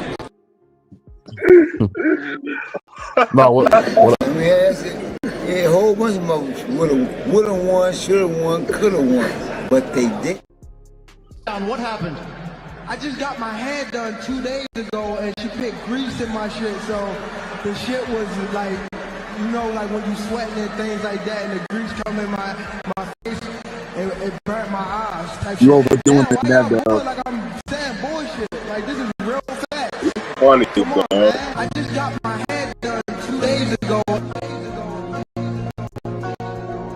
Swing the wind. 2 days ago. I just got my hair and she put grease in my shit. I just got my hair done 2 days ago. I just got my hair done. I just got my hair done. I just got my hair done 2 days ago. I just got my hair and she put grease in my shit. Yeah, that doesn't push you, bro. I just got my hair done. I just got my hair done. I just got my hair done. I just got my hair done. Boy, like I'm that bullshit. Like this is real fat. Like this is real fat. Boy, like real fat. It burned my eyes. Like this is real fat. I just got my hair done 2 days ago. I just got my hair done. I just got my hair done. I just got my hair done. Crush the Legend, it's on you, Crush. Go ahead, Crush. What's the question, getting dub? Our brother over eating good. Oh yeah, I'm over there snacking at work, goddamn. You damn right. That sound like chicken. It sound like you mealing over there. Chicken. Oh, but it ain't nothing but potato chips and pretzels, my God. I'm talking about chicken. Snyder pretzels, man. Now you out of water. Now you out of water. God damn. Can I get some niggas in order around here? I get some niggas in order around here. Can I get The potato chips. The potato chips sound $7 size, fam. You said chicken. I never heard somebody say it sound like you eating chicken. I didn't say chicken. I didn't say that. No, not you, dog. The fuck, you out of order. Well, y'all, hey, go ahead, Brim. Go ahead. Well, matter of fact, before Brim finish, because Brim, I gotta let you go. Go ahead and finish your point, BVO, and then let Brim go. Get some water, respectfully. Get some water. Go on and the damn chips or the pretzels or whatever. Hey, man, I got pure leaf tea, goddamn, a bottle of water and some goddamn lemonade here. I stay ready, so I wanted to get ready, but thank you respectfully. Hey, real quick, man, shout out to Big Dog Willie. Big Dog said when I come, he said when I come to BVO and Dub Rightside channel, I truly feel. My bad. I truly feel I'm with family. Salute to these brothers. Even though BVO on some bullshit, he's my bro. Hey man, shout out to my brother with the $5 in the super chat. Shout out to Big Dog. Hey, at least Big Dog this I was on some bullshit. Hey, Willie, man, where's my wallet, man? Shout out to Willie, man. Running around here, man. With all that blue while he money. Put it in your back pocket, man. I was listening to you over at KQ. You said, man, these Chicago nigga, I got to check for my wallet. I said, damn, you know your wallet been in the same place every time I talk to you. It's in your damn back. You know, a Chicago nigga pull out a blade and say, give me that wallet. You know, they'd do that. They'd do that. Your wallet in your phone. Shout out to my man KQ, man. But at the end of the day, man, that Puerto Rican know what he doing, man. So he not slick, man. I mean, at the end of the day, man, ain't nobody saying, oh, let me go watch Shakur versus Josh Padley, or let me go watch Shakur versus Zapata. Ain't nobody watching his fights, man. Say what you want about. But we watched both of them. Matter of fact, we called them. The disrespect. Right. I'm saying you're not trying to watch that on playback like you did when you watched. But hold on. But that ain't the point, BVO. The point is, and I can give him credit for those fights. I can give him credit, but I can't give you credit for saying, "Oh, I'm gonna go up and beat Teofimo Lopez, and then I'm gonna drop the belt so my brother can win a vacant belt." I'm not giving you credit for that shit. He overdoing it, man. All I'm bro. saying is he overdoing it. That's all. He overdoing it. That's a fact. He didn't need to, that last part where he could have said, I'm a BTO and dropped the belt. If he had left it at that, it would have been all right, even though he didn't even need to say that. But the last part was just a little too much extra, just too much divulging of information to be dissected and critiqued and criticized. Just too much. Or my dad would say that was too much pickle pulling. But the That was too much pickle pulling the right there. reason he did it for a reason. He said those things for a reason. The reason he said them is because he wanted to make it that much more clear. Even when the man was a champion and lost his belt on the scales. As far as what's the nigga name from I can't even call the nigga name no more. The nigga who want to fight everybody supposedly. He want to fight him in the damn dressing room. Keyshawn. Even when he did that, he sat there and told us, even though he'll tell you he want to be undisputed, well, I'm not going to fight this dude. Well, he got the belt. He got the belt that's going to stop you from being undisputed. You ain't hold on. I'm a Shakur fan. I'm a fan of Shakur. Go look at my whatchamacallit right now. Go look at my banner and all you got to do is click on my name. Go look. I got Devin and Shakur as my top two guys. What does that mean? But I'm not gonna sit here and give this nigga credit for ducking smoke. I'm not giving him ducking smoke with who? Everybody. He ducks. Cut it out. Now you reaching that. You can't say you're a fan of Shakur and say he ducking smoke with everybody. Like you reaching right now. Your name is Dalcine right now. You out of order. I'm very out of order. I'm very out of order. Who are we ducking? I got you. I'm out of order by saying everybody. I'm out of order. Let me be very specific. When he had the opportunity to fight Devin Haney for undisputed, he ducked that Rick. No, he did not duck. Stop it. He made a wrong move, but the truth of the matter is, this is what happened exactly. You know what happened. Devin made an offer. He figured, hey, I can get a little bit more money if I go this avenue because the percentage I'm getting is dookie. He went that route and Devin dropped the belts immediately because Devin's intention was to drop the belts. That's really what his intention was. If you go back and see the note that he left on his Instagram at the beginning of the year, his goals was to fight Loma, then move up. His goals was not to fight Shakur, so let's not do this. Let's not pretend. Let's not. Devin told that man, and correct me if I'm wrong, Devin told that man, I'll give you a chance at undisputed 75-25. That's the split, but you get a chance for undisputed. Am I wrong? You're not wrong. And Shakur should have called the bluff and did it. Hold on, wait a minute. Let me finish. So you telling me the same nigga who said he wanted to be undisputed at 30, never became undisputed at 30, lost his belt on the scales because he said he couldn't make the weight no more, had the opportunity to become what he said he wanted to be, undisputed, at 35, in one fight, and he turned it down. He didn't turn it down. Well, he did turn down to 75-25. He just tried to get 10 more. He tried to get 10 more percent through petitioning through the sanctioning body. And Devin, the moment he did that, Devin dropped the belts. So I can't say he ducked, but he should have called Devin's bluff because I don't think Devin had any real intention to fight Shakur at 135. And he knew Shakur wouldn't take no 75-25. That's what I personally think happened. But it's fair. The man ain't did nothing that he told us he wanted to do. He ain't done none of it. Oh boy, you adding extras though a little bit though. You adding a little bit of extras. You still keep on disregarding the fact that we told you that Mike Tyson and Riddick Bowe were veterans. They didn't fight each other. Pernell Whitaker and Melcher Taylor, a whole different generation of fighters, did not fight each other for the basis of their friendship. Not gonna do this. So you telling me the man did the man say he wanted to be undisputed at 30? Listen, you're not gonna get me to disagree with you on that. I don't disagree with that. What you done? Okay. I'm just saying that you saying he dug Devin. He didn't dug Devin. He just went the wrong route. He tried to get a little bit more money, and Dev dropped the belts. Bunch of bull. This is outrageous. This is outrageous. No, no. Rough on him now. No, he needs to know. Okay. He's always crying. Stop fucking crying about Who's Shakur. crying? I'm not crying about anything. I'm on my own show and I can't finish a statement because you so out of order right now. So I'm asking you direct questions. Did the man say he wanted to be undisputed at 30? Yes. Did he do that? No. Did he attempt to do it?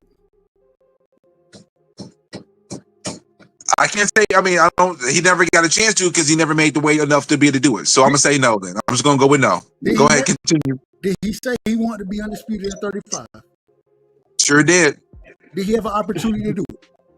Yes, he did. Did he do it? No, he didn't. Now we're talking about him moving up to 40. We're talking about this. Him talking about he moving up to 40. He said, did he say that I'll move up to 40 to beat Teofimo Lopez and then drop the belt so my friend can get a vacant title? Did he say that?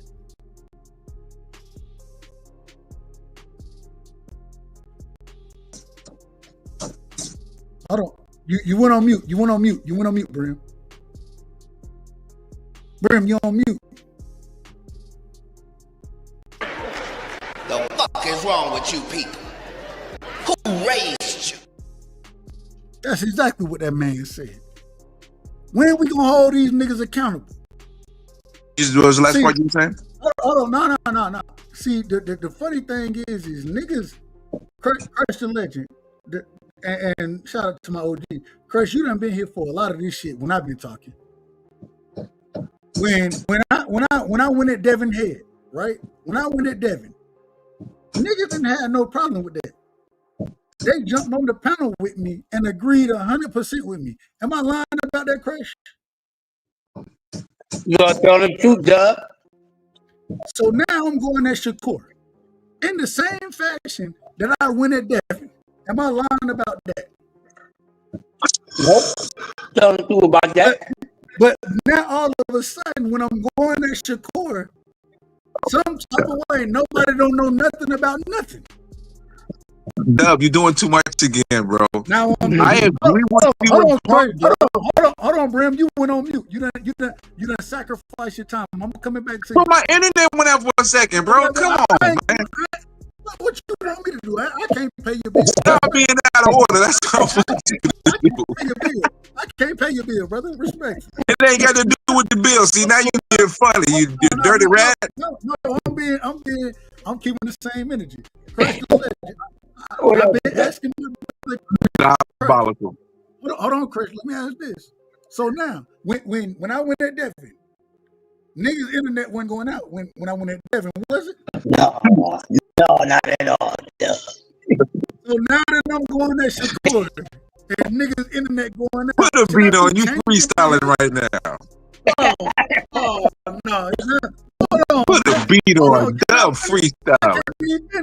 I can't even finish. This is how diabolical this is. No, you being diabolical. You keep Out of order. Who the hell do you think you're talking to?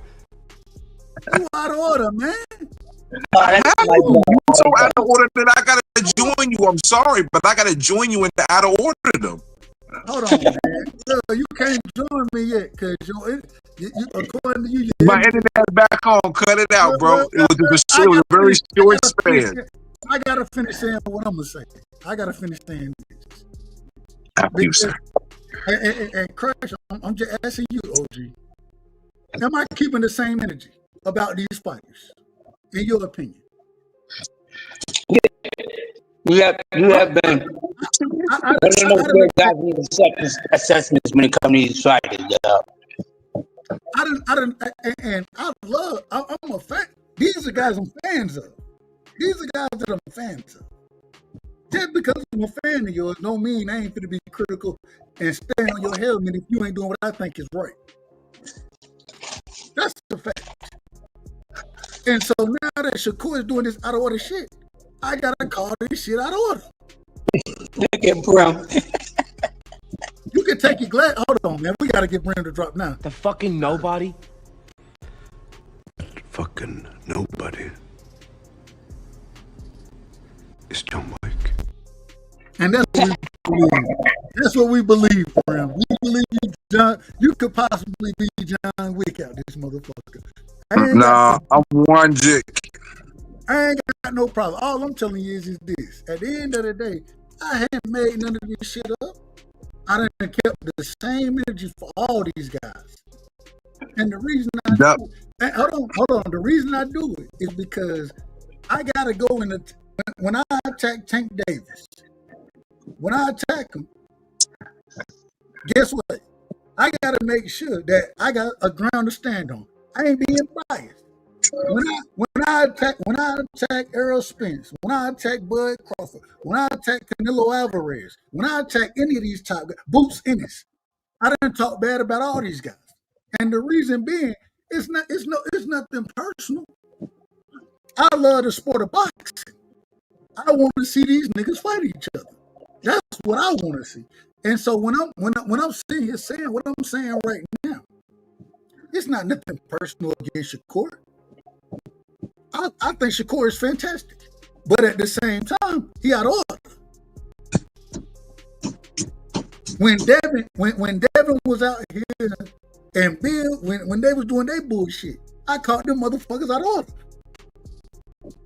When Tank got out of order, Tank is out of order right now. I called a nigga out of order.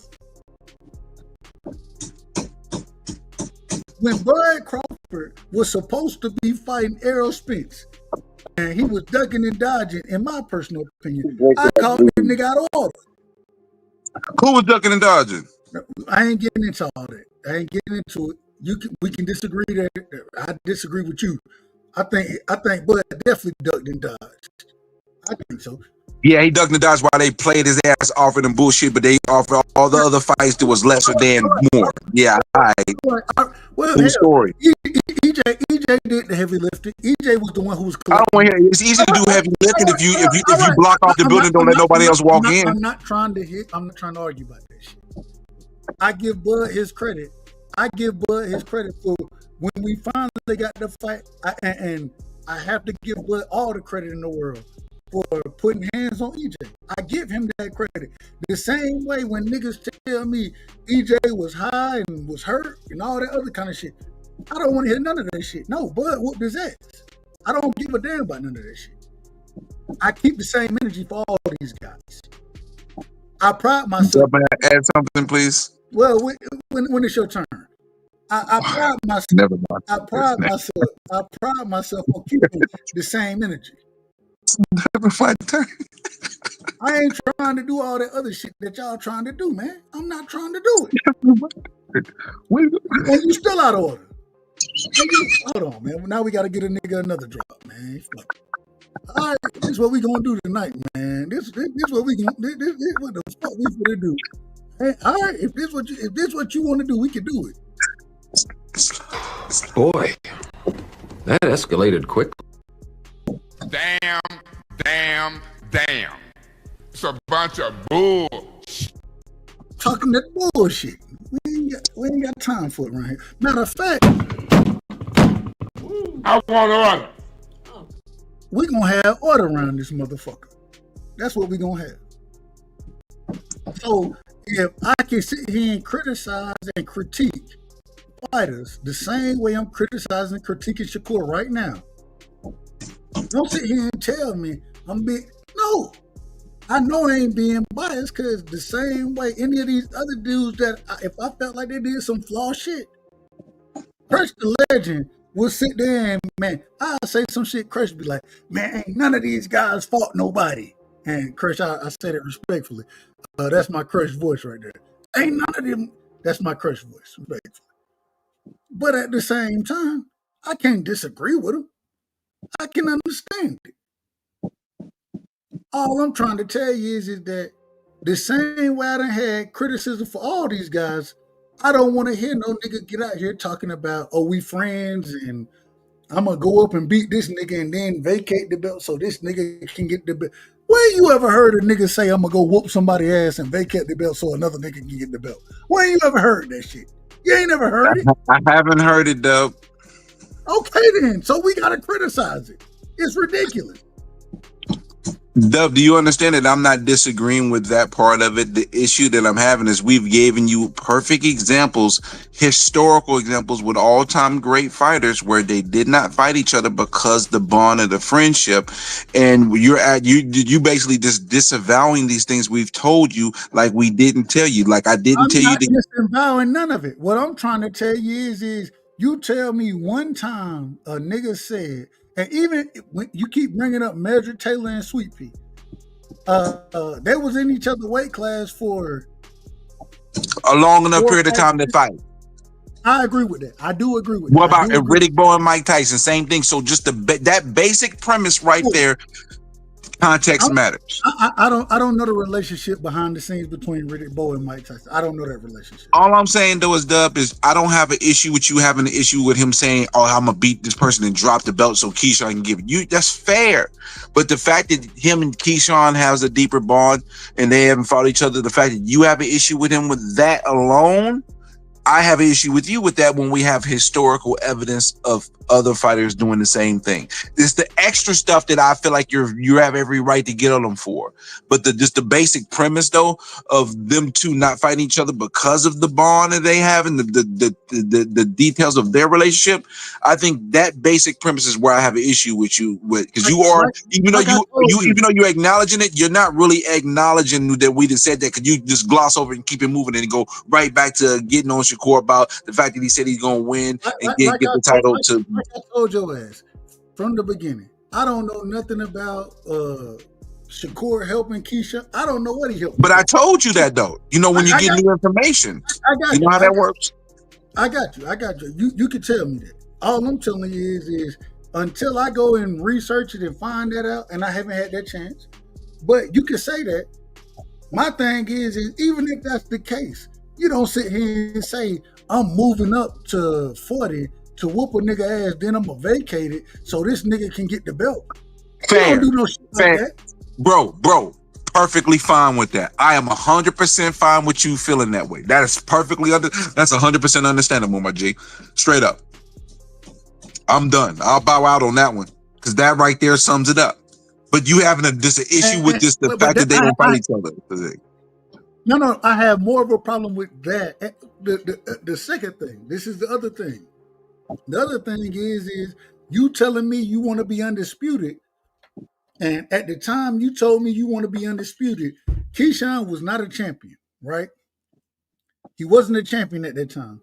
He went and got the WBO belt, I believe, WBO. He went and got that belt. And now all of a sudden, what? You ain't gonna fight the nigga? If you you still on that bull, you still on that, you still out of order, Dub. You go do your research and then come back and holler at me. It's fine. I'm out of order and I'm gonna be out of order. And the reason, matter of fact, let me give myself the drop. I gotta give myself the drop. You know what I'm saying? This is the drop, and you're gonna like this one right here. You know the drop I'm gonna give myself? This the drop I'm gonna give myself right here, because you know who the fuck I am? He once was an associate of ours. We called him Baba Yaga. The boogeyman? Well, John wasn't exactly the boogeyman. He was the one you sent to kill the fucking boogeyman. I'm the nigga that they send to kill the fucking boogeyman. The nigga that think that they know what I'm that guy. So what I'm trying to tell your ass is at the end of the day, regardless of whatever this man said, that man said he wanted to be undisputed at 35. Don't lie to me. Because when you lie to me, I'm going to tell you.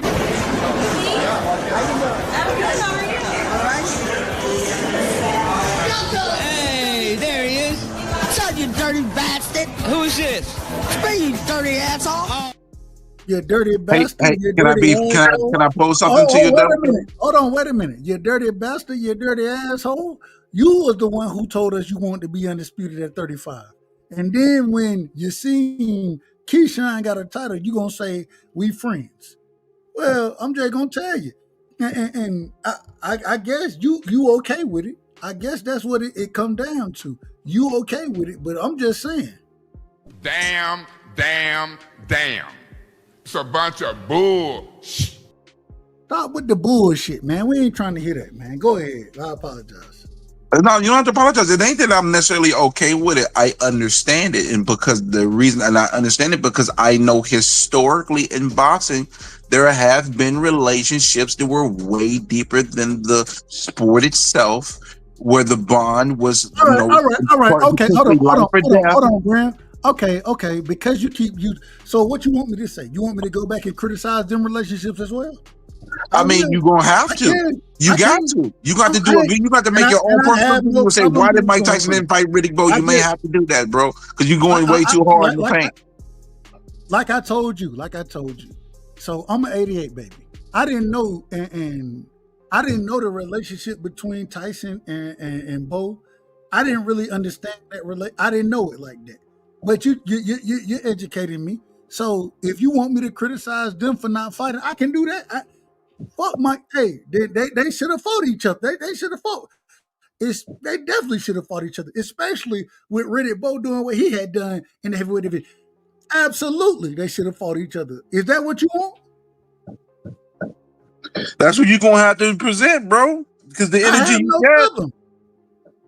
no problem saying it. All right, you got to present that consistent energy for those guys too. Even though name somebody else you need me to present energy with for me to. We named two, and those two were was good enough. Mildred Taylor and Sweet Pea. Me looking at their career, I didn't think, and this is just me as a youngster. When I really and I'll go back and focus on it a tad bit more.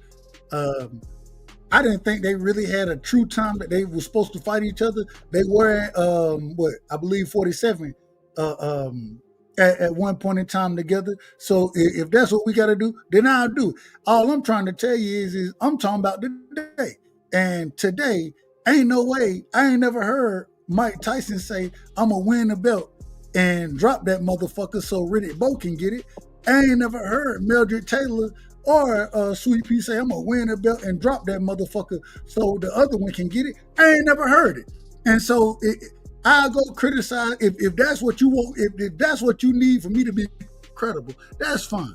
That's fine. I'll do it.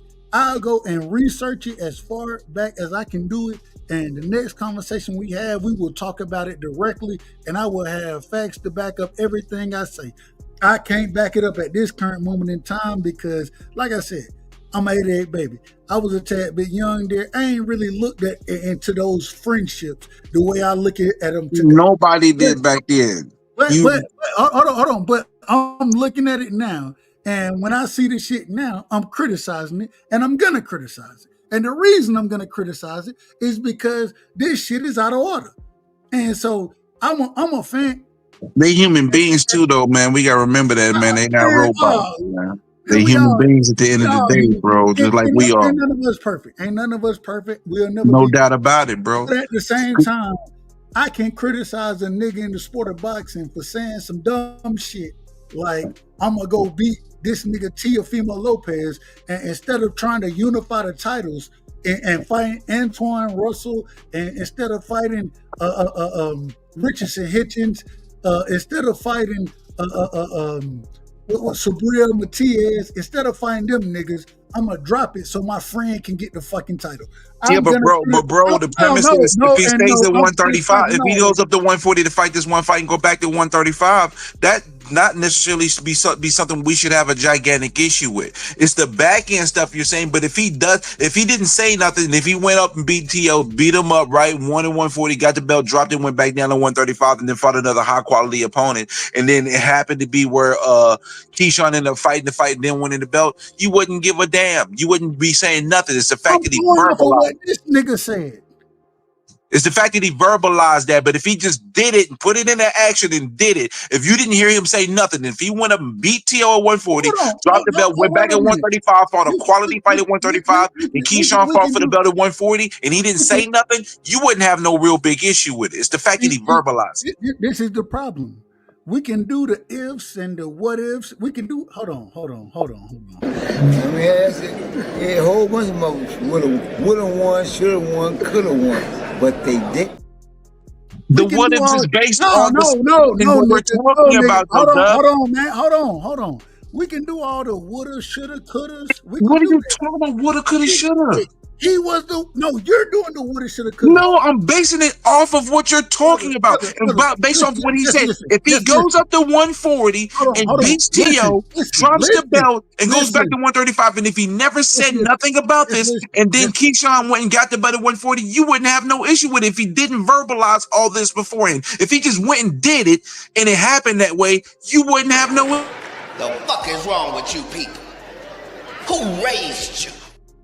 Like you said, my mama did it. My mama, my daddy did it. That's who raised me, dog. Hold on. Like you said, if, and this is why I said we can't get into the woulda, shoulda, couldas, all that kind of stuff. Hold on, Bram. Hold on. I'm not, these aren't woulda, shoulda, couldas that I'm speaking on. I'm going off of literally what this man said. No, let me finish. What you're trying to put on me, you're trying to say if he didn't say this. Well, I'm telling you, I live in reality. This is but Dub, what if all this happened? What if everything that you dislike happened and he never said anything? Would you have the same issue? That's the question, Dub. No, listen, Bram. If you would let me finish, then I would give you all the answer that you're looking for. If you let me finish. The exact statements that this man made is what I'm going off of. If he would have never said he was going up to 140 and was going to drop the belt so his friend could get the belt, that may be a tad bit different. The only problem is he also made the statement that I'm not going to fight my friend. Hence the name of the show, Are There Friends in Boxing? Hence the name. So it is multiple statements that this man has made that are outrageous as far as the sport of boxing goes. It's multiple statements that he's made, and we're going to criticize all of them. And the problem is you can do all it, man. We're going to have to throw your ass in. All right, I'm going to throw you in the background. All right, well, let me throw this nigga in the background. This nigga out of order. He out of order. There's multiple statements that this nigga done made. Multiple statements that this nigga done made that are out of order, that he done told you he don't want to smoke with certain guys, even when it came to Abdullah Mason and becoming unified at 35. That nigga, hold on, don't point the finger. I'm gonna throw your ass in the background again because you throwing the finger at me. The nigga sat there and told us that, well, me and Abdullah, we friends. We friends. And what Abdullah Mason came out and said, shit, we ain't friends enough for me not to fight your ass. That's what Abdullah said. I didn't say it. That nigga said it. And so all I'm trying to tell you is this nigga want to be friends with all the niggas that got talent. All the niggas that threaten him. The same way he talked about him and Devin being friends. Then got an offer from Devin when he said he wanted to be undisputed at 35 and turned the offer down. He turned all this shit down. When at one point in time am I not? I'm supposed to sit back and just sit here and let this nigga always tell us all the tough guys that we expect to give him a challenge are gonna be his best friends and friend. Devin was like, we ain't friends like that. Shit, if you want to fight, let's fight. Abdullah Mason said, we ain't friends like that. If you want to fight, let's fight. The only one who didn't say it was Keyshawn. Keyshawn, I don't know what the fuck Keyshawn want. I don't know what that nigga want. All I'm trying to tell you, all this friendship shit that and Shakur is the prime suspect in the sport of boxing today. That want everybody to be, that he want to be friends with everybody for some reason, and don't want to fight these niggas. No, go fight them. Go fight them. We want to see you're robbing the sport of boxing. We watching Tank Davis go and fight a mother. We ain't never heard Shakur Stevenson say that him and Tank friends, right? We ain't never heard that. But we ain't getting that fight. Tank going to fight Jake Paul. Okay. Well, shit, go fight the rest of these niggas. Why you ain't fighting goddamn Muratalla? Why you ain't fighting the other champions in your motherfucking division? No, we calling a spade a spade. I don't want to hear about nothing. You can keep putting your finger up as much as you want to. I wanted to say that I agree with the other stuff you're saying. I'm saying that when it comes you out of order. You out of order. You out of order. I'm telling you now. Let me finish what I'm saying. All I'm saying, I'm gonna mute you again. We not finna sit here and have this shit, man. If this nigga sitting here trying to be friends with everybody, and hence the reason, the name of the show, if he trying to be friends with everybody, we gonna criticize that shit. What's the problem with criticizing a nigga who want to be friends with everybody and not trying to get not making the best fights? You destroying the sport of boxing. I said this. I said that Tank Davis is destroying the sport of boxing by fighting, or not necessarily him by himself, but helping destroy the sport of boxing by fighting Jake Paul. Shakur Stevenson is helping destroy the sport of boxing by talking about, I'm not going to make the big fights because these guys are my friends. It's the same fucking thing. Go ahead, man. Part of what you're saying, I agree with 100%. When it comes to Abdullah Mason, I agree. With you verbalizing that you're gonna give the belt to your friend after you win it, I agree. But where I don't agree is the premise that every person that's lined up, no matter what the relationship you have with that person, you have to fight them.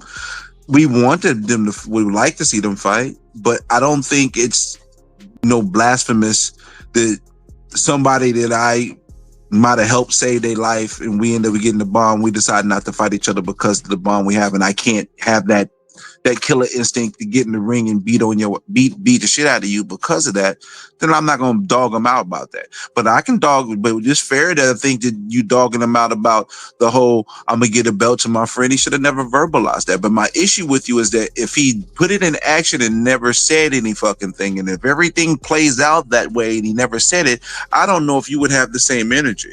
Like if he went up to 140, beat T.O.'s ass, dropped the belt, and then went back to 135 and fought a high quality fight, and then Keyshawn went and beat somebody and won the belt.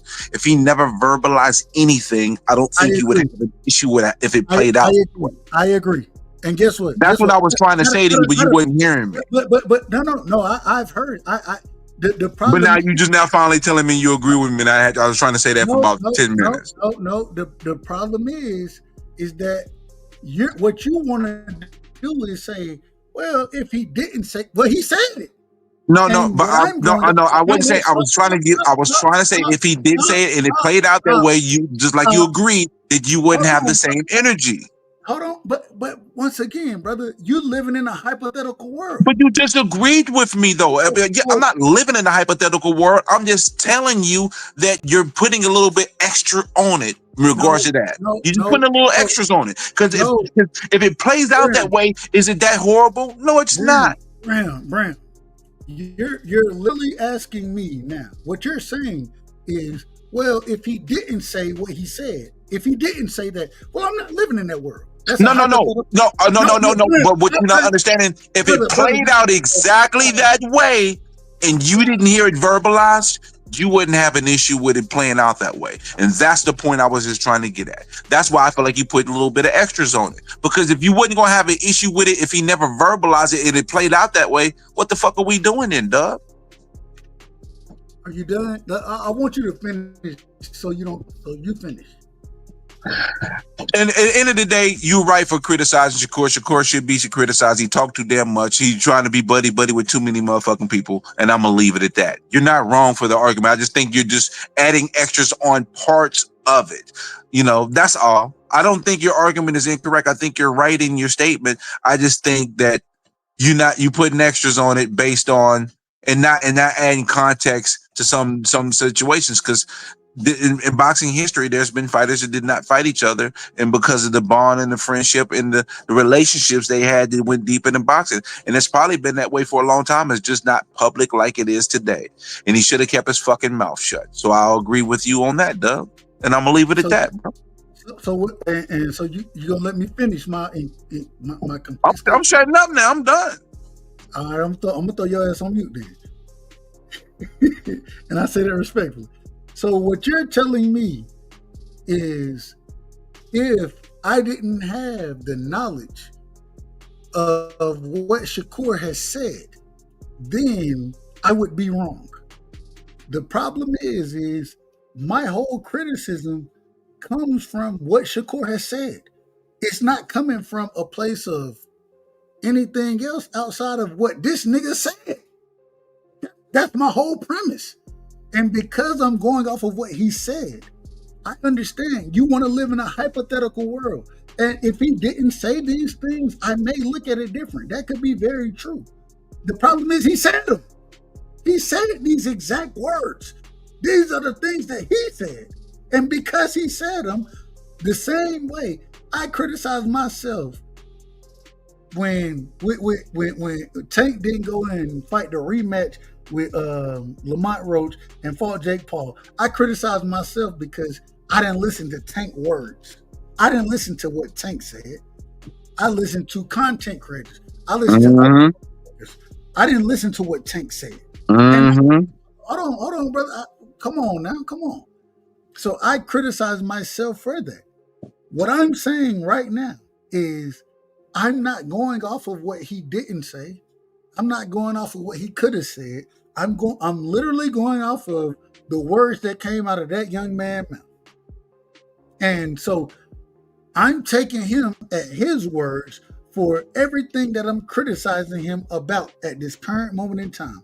I didn't make none of this shit up. Crush didn't tell me this shit. JL, and shout out to JL, and shout out to Frequent as well. You know what I'm saying? Shout out to Steph Brown. Nobody in the comments told me this shit. These are the words utilized by Shakur. He utilized these terms. He utilized these words. He said these things. And now I'm criticizing him. And what you're literally telling me, well, if he didn't say what he said, then you would criticize him. You're right. I wouldn't criticize him nearly as harshly as I'm criticizing him now if he didn't say what he said. But he said them. You're living in an alternate reality of, well, if this didn't happen, well, you wouldn't be saying that. Well, I'm not living in that world. The world I'm living in, and this is what he said. He literally said these things. So because he said them, I'm criticizing him. And it seemed like you got a problem with that. Go ahead. You're on mute. All right. Crush the Legend. Are you in the building? Not everybody on mute. Well, fuck it.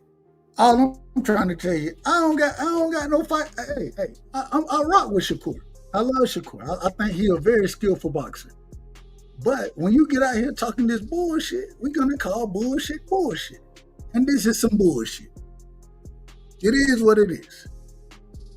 I don't have no, in this situation, I actually do have a dog. I root for Shakur more than I root for most of these guys. I root for Devin more than most of these guys.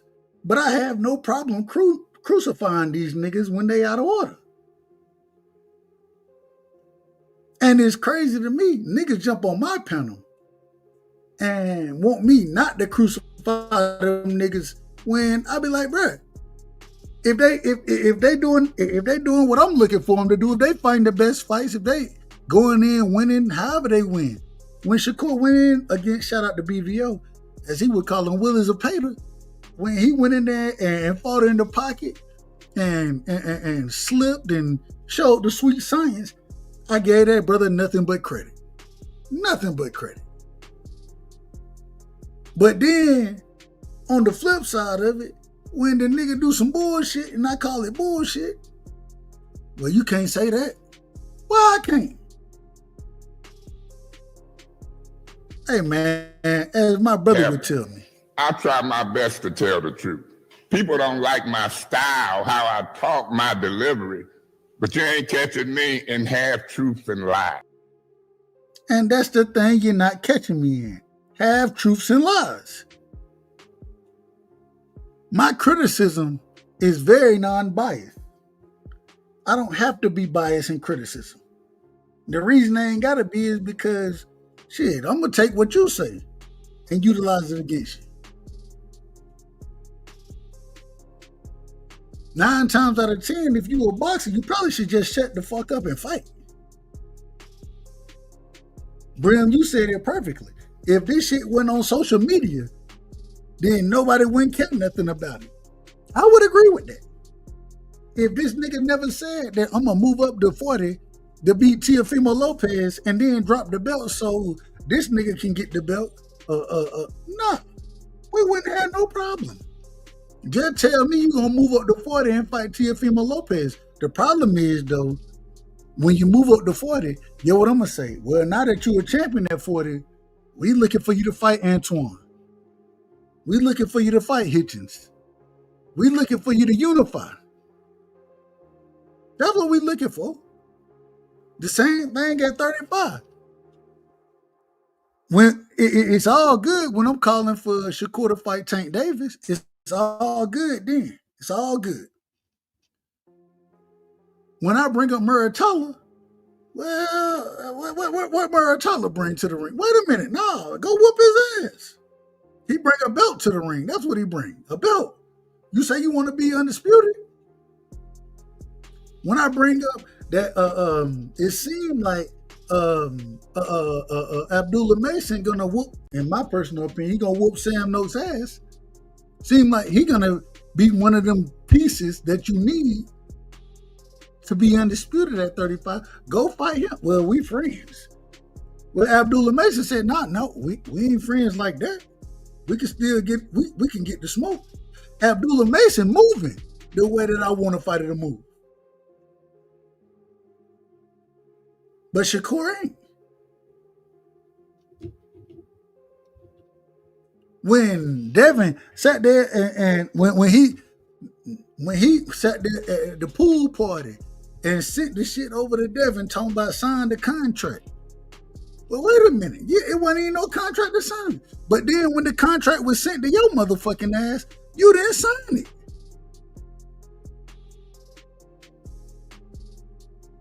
Well, we wanna go and petition for more money. We want this, we want that. Nigga, get the smoke. I'm tired of all this ducking shit, man. Stop all that bullshit. Stop it. We want to see niggas fight. That's what we want to see as boxing fans. Damn all this friendliness shit. Forget all of that. We want to see individuals get the smoke. I don't know what y'all want, but that's what I want to see. Crush, you in the building? Let me see if my OG in the building. OG, Crush, you in the building? You're on mute. I'm still here. Am I lying? Am I lying right now, OG? Nah, you saying all facts, bro. All facts I know, because I was here. I was there. All I'm trying to see is when we gonna hold niggas accountable. If we gonna hold everybody accountable, why we not gonna hold this nigga accountable? Well, I know I am. I know you are, but it's like any other time. You're gonna see if the rest of them do it. Most likely they're not. You think that's like you. Well, all I'm trying to tell you, don't get on the panel trying to argue and shit like that when I ain't saying nothing crazy. All right. All I'm telling you is ain't nobody trying to hear about your friendships. Ain't nobody trying to hear about that. You provided that information. Yeah, cause we can. Nigga, we want to see you fight. We want to see you fight the best. That's what we want to see. We want to see you fight the motherfucking best. This is why one of the reasons I rock with Abdullah Mason. When the nigga sat there and said, well, shit, we ain't friends like that. We can get it. Well, hold on. What friends you talking about then? When you talking about he your friend and you don't want to fight him. That nigga said he'll fight your ass. What friends you talking about? You still say you want to be undisputed? What friends you talking about? I remember a time when you was talking about Devin You and Bill, and you and Bill, whatever agreement y'all had. I don't know what the agreement was, but I remember that talk about an agreement. I remember that time. I ain't never get a chance to ask Bill about that because you already know he kicked my ass. Bill don't fuck with me anyway, which is okay. That's okay. He ain't got to fuck with me. All I'm telling you is at the end of the day, I don't give a damn about that agreement. Man, get the smoke. I want to see y'all niggas fight. What happened to niggas getting smoked with each other? I remember when there was a time where nigga always used to say, man, I want all the smoke. How you want all the smoke, but you talking about, nah, we friends? How you want all the smoke when we friends? This shit don't even make sense no more. But all of a sudden, you out of order for talking about it. Look, I'm going to tell y'all motherfuckers now, I'm all the way in order. I'm in order. I'm in order. Right. And I'm all the way in order for talking about it. Just because you don't like it, that don't mean I'm out of order. Criticize that nigga. Talk to him. When my brother Brim, shout out to Brim, and I ain't got no problem with you, Brim, you know I love you. That nigga said, well, if he didn't say this, you wouldn't have the same energy. You damn right I wouldn't have the same energy. But he said it. This is exactly what he said. So stop with the hypotheticals. Stop with the if he didn't. Stop with the ifs. If was a fifth, what will it be, Crush? We'll all be drunk.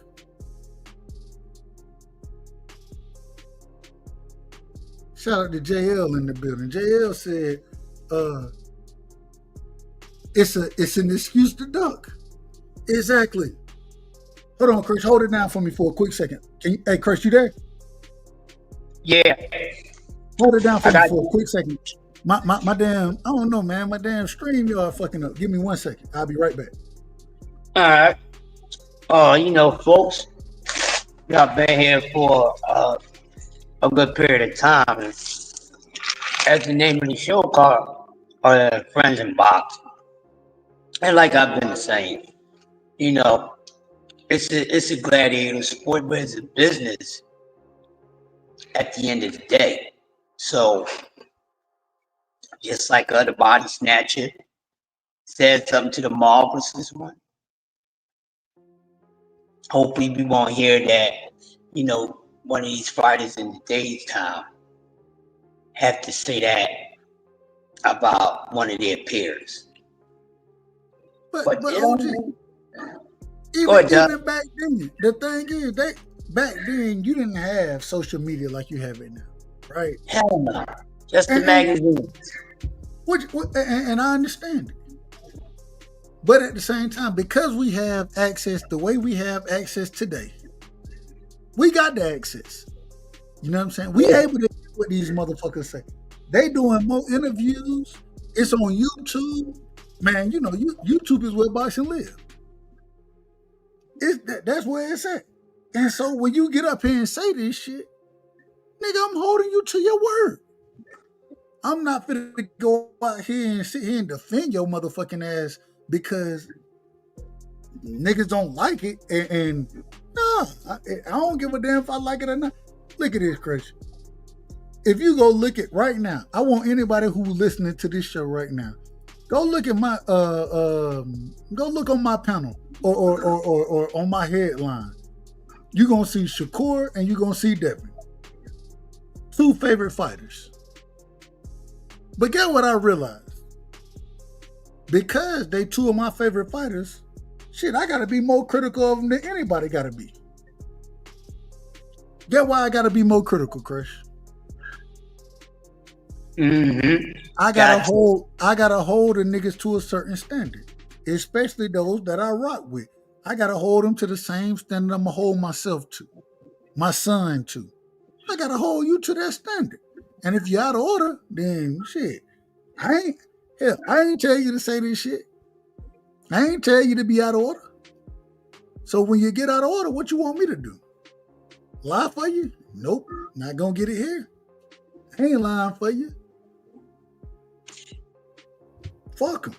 I'm just saying. So when you get up there, and I agree, once again, if Brim, like Brim said, if he didn't say this, maybe I would look at it differently. But he said it. That's exactly, I'm utilizing his words. I ain't utilizing nobody else's. So fuck all that shit, man. That's my point. That's the point that I want to make. Fuck that other shit. I'm utilizing that brother words because, I don't want to hear none of that shit and then niggas get up here trying to defend it. You can defend whatever you want to. I don't know why you want to defend another nigga words. I don't know why. But if you want to defend them, you're going to be wrong though. Because the only person who's going to be out of order is you. Because you defending some shit that they said. How you going to defend some shit another nigga said? Where they do that at? Niggas used to always tell me, hey, don't write no check that your or don't let your mouth write that check that your ass can't cash. That's what they used to tell me when I was coming up in the hood. You say what you gonna say. Well, you better stand on that shit. Now we holding them accountable to the shit. Nigga want to be out of order. Oh, now we out of order for holding him to his own words. Ain't nobody trying to hear that bullshit, man. Y'all out of order. And we're going to give you the drop for it. I apologize, OG. I'm going to let you cook real quick. I apologize. You know how I am about this shit. I just hate when these niggas get up here telling me I'm lying and shit. But you know what I try my best to do, right, OG? Heaven. I try my best to tell the truth. People don't like my style, how I talk, my delivery. But you ain't catching me in half-truths and lies. You ain't catching me in half-truths and lies. Even when Brim wanted to bring up the fighters from the past. The difference is I never seen that in the media. I never even knew until, like I said, I got to go back and research it to be accurate about it because I never seen it. I'm seeing this now. Live in living color. Go ahead, OG. I apologize. I apologize to you.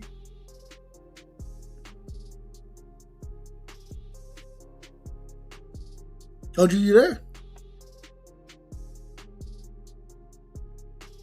Crush. The legend. All right, fuck it. Well, at the end of the day, man, all I'm trying to tell you, and we getting ready to shut the show down anyways, it actually works out well for me. I was supposed to only be live for 2 hours and 30 minutes tonight. We had 2:45, or 2:47. It's no hate whatsoever. I don't gotta hate on these niggas. Matter of fact, I'm a fan of most of them.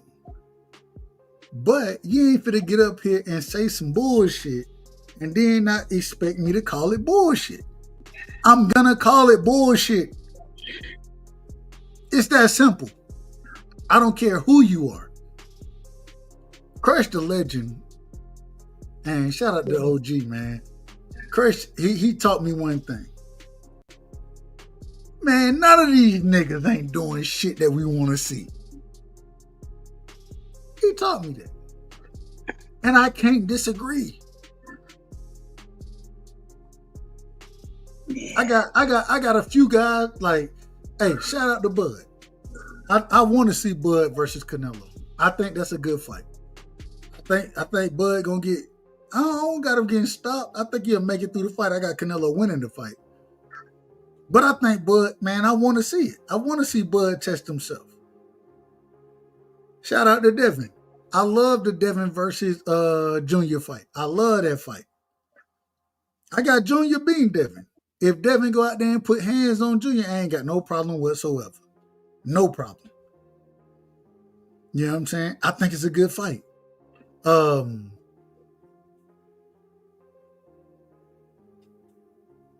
Man, it's only a handful of fights that I like right now. Man, OG, are you in the building real quick? Yeah. I gotta tell you the truth. So Tank Davis versus Jake Paul is in Atlanta, Georgia, right? Mm-hmm. All of 2 hours away from Atlanta, hour and 45 minutes from the stadium. So, yeah, you know what I'm saying. Depending on traffic, and shout out to y'all. Make sure y'all go sub to Crush the Legend. Real quick, did you get in contact with CGK? Yeah. I'm still waiting to hear from him, but I seen that he dropped his short. So I just left him a message on his short. So hopefully I'll be hearing from him this weekend. We can get everything rolling with a show.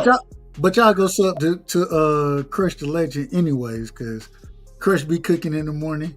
Yeah, I just be getting my day started at work. You know, I go live late anyway, so hey, I'm off tomorrow. We grilling we grilling tomorrow. So my son he excited for that. All I'm gonna tell you. Also, TD, shout out to TD Sports. Thomas, he said, "Man, I'm gonna help you out. We're gonna try to get you credentials for that fight. If I get credentials, I'm gonna be at the fight. I'm gonna be at the fight if I get credentials, simply so I can interview whoever is there. You know what I'm saying, and do it content wise, meet, you know what I'm saying, meet some people, those type of things. Outside of that, you couldn't pay me to watch Jake Paul versus Tank Davis. I got to see what the undercard is. If the undercard is good, then I'll come back and tell y'all I was wrong, because I do think they put on great undercards. Tank Davis versus Jake Paul, you couldn't pay me for that shit. I don't care shit about it. I think it hurts the sport more than it helps the sport, because it allows certain individuals into the sport that, in my personal opinion, aren't real boxers. And I don't know, maybe Jake Paul ended up being a real boxer. They tell me that he ranked now. I don't know. He ranked at cruiserweight. That's what they tell me. I haven't seen it. I haven't looked it up. Really don't care to look it up. But why the hell would we have a cruiserweight fighting a nigga, a champion at 35? Why the fuck would we ever? I went, man, it's just some bullshit to me. You know what I'm saying? Individual gonna disagree with me. They gonna tell me I'm out of order. That's fine. At the same time, I ain't lying. And if it was any other, if some type of way we got, what's the nigga from Cuba? What's the nigga from Cuba name? What's the hey OG? What's the nigga from Cuba name, man? That put hands on goddamn what's that nigga name, man? He was supposed to be fighting Murtazaliev. Andy Cruz. If Andy Cruz would have go fight goddamn, I don't know, let's say he was going up there to fight Jai Opataya, nobody wouldn't want to see that motherfucking fight. This nigga, hey, shout out to Cash Crypto. That nigga said stop crying. All right, Cash. Let's see how honest you is about it. Let's see how honest you is.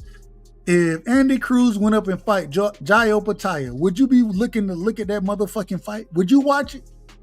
Let's see how honest you gonna be, nigga. This nigga out talking about stop crying. And I ain't gotta cry about none of this shit. It's a bullshit ass fight. I don't want to watch it. I'm not gonna watch it. It is what it is. I'm not watching none of that shit. Let me see.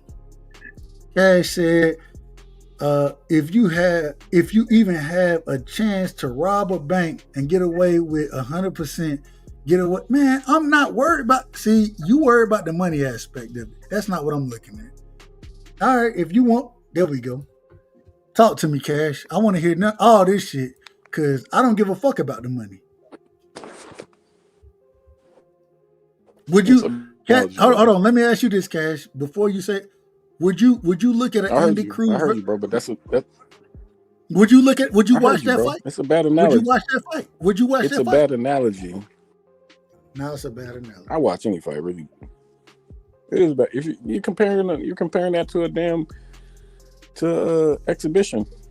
One would be exhibition. One's a bank robbery, bro. Look, if you ever get a chance to rob a bank and get away scot-free, you take the money and you go. Okay, you don't just take the money and go. If you don't want to keep it, bring it to me, but take the money. But the money has nothing to do with me. I'm talking about boxing, and we had this conversation already. But I'm talking about boxing. I don't give a damn. I don't like the match either, bro. I don't like the match, but once again, I'm not. If you listen to what I said, I respect the grind, bro. I respect the grind. You look at it a little different than me. You know, you put everybody in the same category. I don't got everybody in the same category, bro. You got people who are chasing a dream that you think is the dream, the belts and all that shit. And then you got niggas that are chasing the money. You got niggas that are just in there to fight. Period. I mean, bro, I just want to see the fights, man. But I want more than you know. And if any of these dudes ever get a chance to get that big old guap, bro, man, just sit back and let them get that money. But that's on them. If they want to get the guap and the money, I didn't watch the Mayweather versus what's his name fight? McGregor? Conor McGregor. I didn't watch that fight. I did. I made some money off that motherfucker too. Which is cool. I ain't got no problem. All I'm saying is I can only speak to my I can't speak to y'all. I can only speak to me. It don't move. I don't want to see the shit, bro. Like, I think it hurt boxing, bro. Yeah, I'm not excited to see the fight. I think they're gonna have a hella dope undercard though. I'm more excited about. I don't know what the undercard is. I want to see what it is. I'm more about seeing what the undercard is than anything else. If the undercard is there, then I'm probably gonna watch the undercard. But hey, root for me. Root for me, because if I get the opportunity to get credentials, shout out to my brother TD Sports. If I get that opportunity, then I'm gonna be there. I'm gonna be there because I get a chance to talk to a lot of motherfuckers that's in the sport. So I'll do that. But as far as the fight go, the actual fight, it don't do nothing for me. I can't, like, I don't respect none of it. I hated Tyson versus Jake Paul. You know what I'm saying? I couldn't. I watched the highlights, the replays. I couldn't really watch the fight because, man, I couldn't. Man, I already know it was up for Tyson. You know what I'm saying? And Tyson, that's my favorite fighter of all time. So I just, like, that shit hurt me. How do you go from a Tyson fan to a Devin Haney Shakur fan? That don't even make sense, bro. But you got it.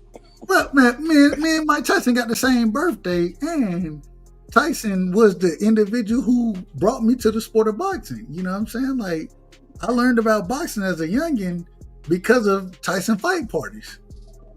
Oh. So, I mean, and then, like, I'm a Mayweather fan. I mean, I'm a fan of a lot of these guys, you know what I'm saying? I'm more of a fan of boxing than anything, but I mean, it is what it is. So Jake Paul hustling his ass off, man. He got all of his viewers, and now he gonna have a bunch of diehard boxing fans watching too for the undercard. I mean, man, you really can't knock the hustle. I'm not knocking the hustle. I just think it's bad for boxing. Yeah, I don't think so. So, and I'll tell you why I think it's bad for boxing.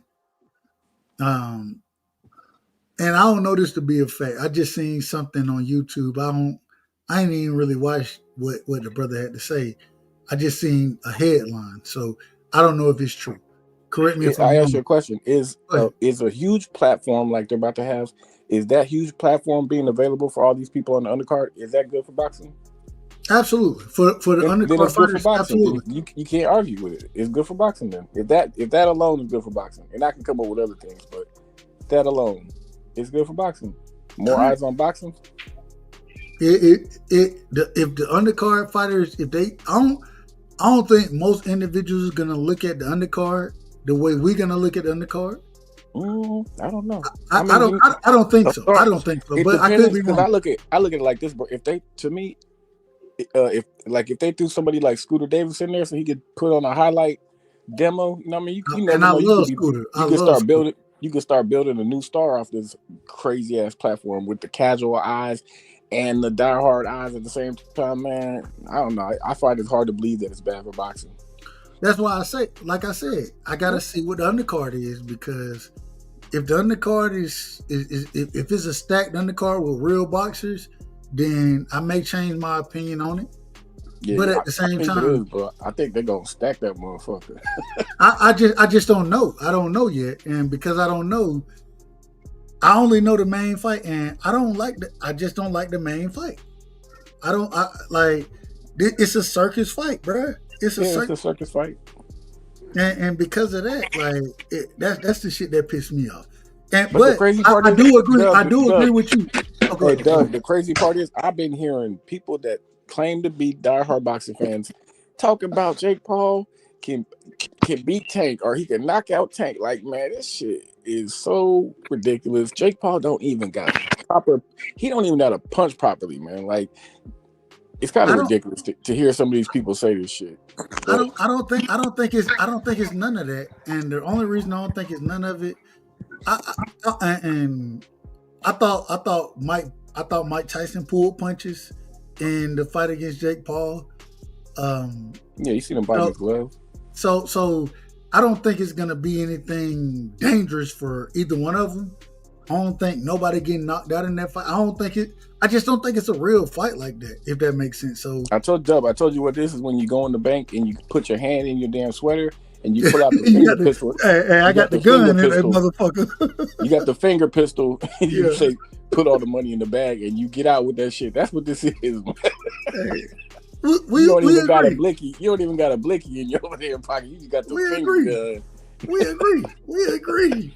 I need all the money right now. I need it all right now. I just don't think none of this shit is real. But I do what's interesting to me, and that's why, like I said, I want to see what the undercard is going to be, because I could be very interested in the undercard. I admit that. And if it's real fights on the undercard, that's one thing. And I will agree with you that getting eyes on those young guys, you know what I'm saying, depending on who they are, I would say that's a good thing.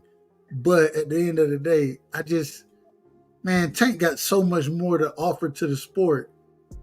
The same way I'm going to criticize Shakur, I got to criticize Tank. Man.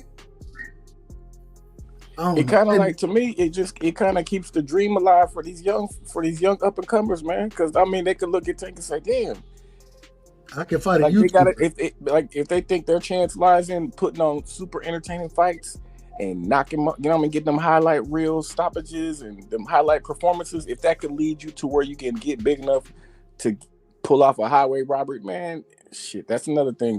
That could give me some exciting fights to watch. So man, man, it's not my preference, but I ain't finna sit here and bitch and moan about it. I ain't bitching and moaning. I'm just telling you I don't fuck with it. No, I ain't say you bitching and moaning. Well, you told me stop crying. You said stop crying about it. Yeah, I did. Stop crying. Hey, you my brother though. I love you. You know I ain't got no problem. Hey, Steph, welcome to the show, brother. What you got for me? Man, what's up, man? What up, I'm brother? finally getting back in from the day. What's up, Cash? Crush. I've been in and out. What y'all talking about? I see you said, are there friends in boxing? So first topic, since you ain't all the way tapped in, let me Shakur Stevenson saying that he gonna go up, beat T.O., drop the belt so Keyshawn can get a vacant belt, and he going back down to 35. Ain't nobody trying to see that shit. We trying to see your ass. If you gonna go up and move up to 40, we want to see you against Antoine. We want to see you against Hitchinson. We want to see you against Sabril Matias. These are the niggas we want to see you fight. We ain't trying to see you drop the belt so your friend can get the belt.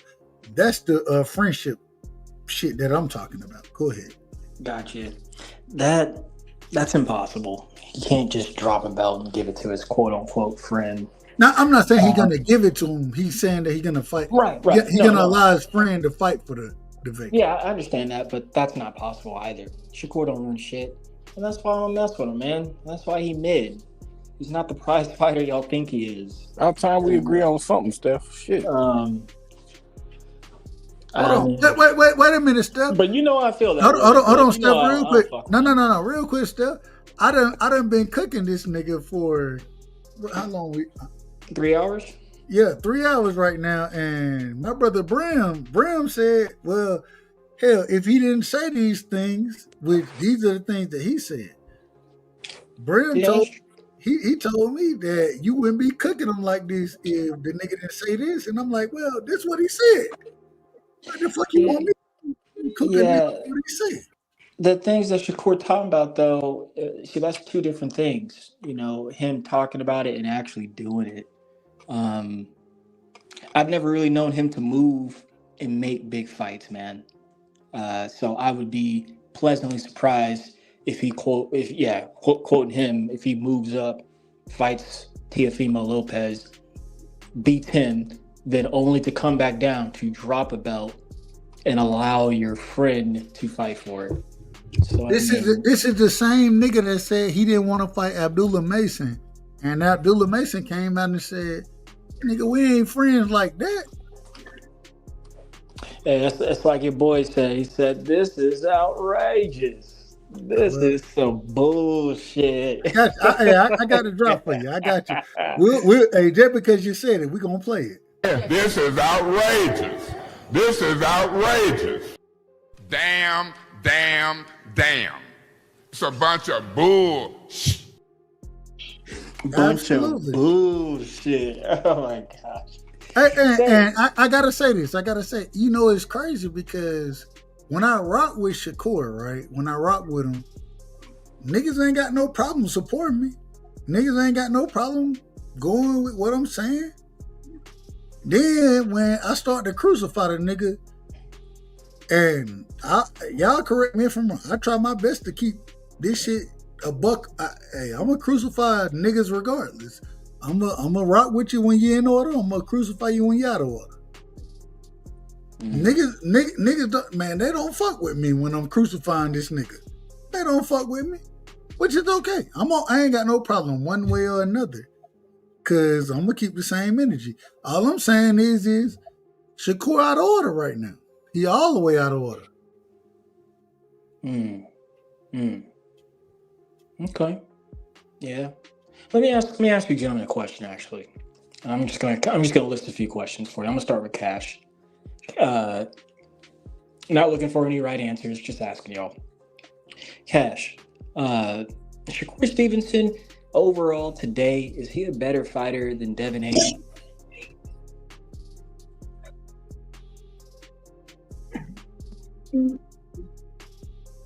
Moving you on. On mute. Hold on. You on mute, Cash. You on mute.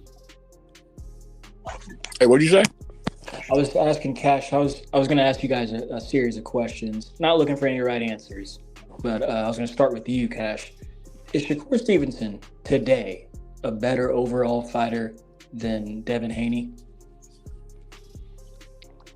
A better overall fighter? Yeah, today.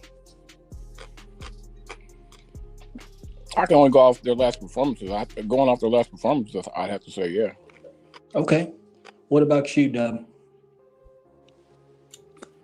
I would say Devin is a better fighter than Shakur, simply because, and I don't know if you. Well, let me clarify the question once again. No, I was just asking you guys a series of questions. Both those niggas are mid to me. They both mid to me. You know what I mean? Okay. Hold on. But okay.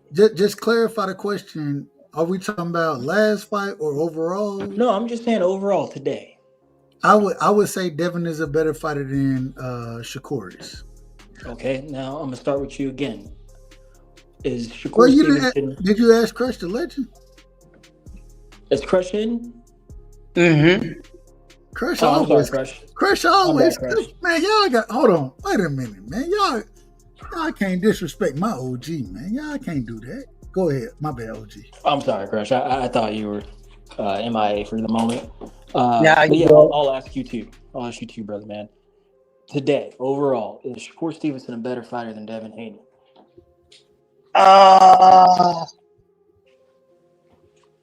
Yeah. Okay. All right. All right. With that being said, let me start with you again.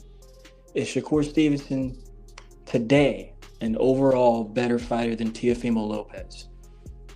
Easy. Okay. What about you, Cash? Hands down. You, Dub? Absolutely. Okay. Starting with you, Dub. Is Shakur Stevenson a better overall fighter today than Jaron Ennis? No. Okay. Nope. Same thing with Cash. What about you, Crush? No. Okay. I was just But throwing that out there. real quick though. Boots, I ain't never seen Boots fight. I ain't never seen Boots fight at 40 outside of what you call the amateur division. You know what I'm saying? I ain't never seen Boots fight at 40. I only seen him fight at 47 and up. I think he did start his career at 40 though, his professional career. I'm pretty sure on that. Who he fought? But I was gonna say also too, we probably never seen those fights. But okay, no, I only asked those questions because I was just trying to get a temperature on him. Hold on. So let me ask very similar questions since you want to do that. Should he have taken the fight against Devin for undisputed at 35? You asking me, Doug? Yeah, absolutely. Yes, I thought he should just for the experience, man, and for the resume, and again the experience. He did say he wanted that at one point in his career. I thought that was an ample opportunity to do so. Cash. Of course. Crush. No doubt. All right. So second question.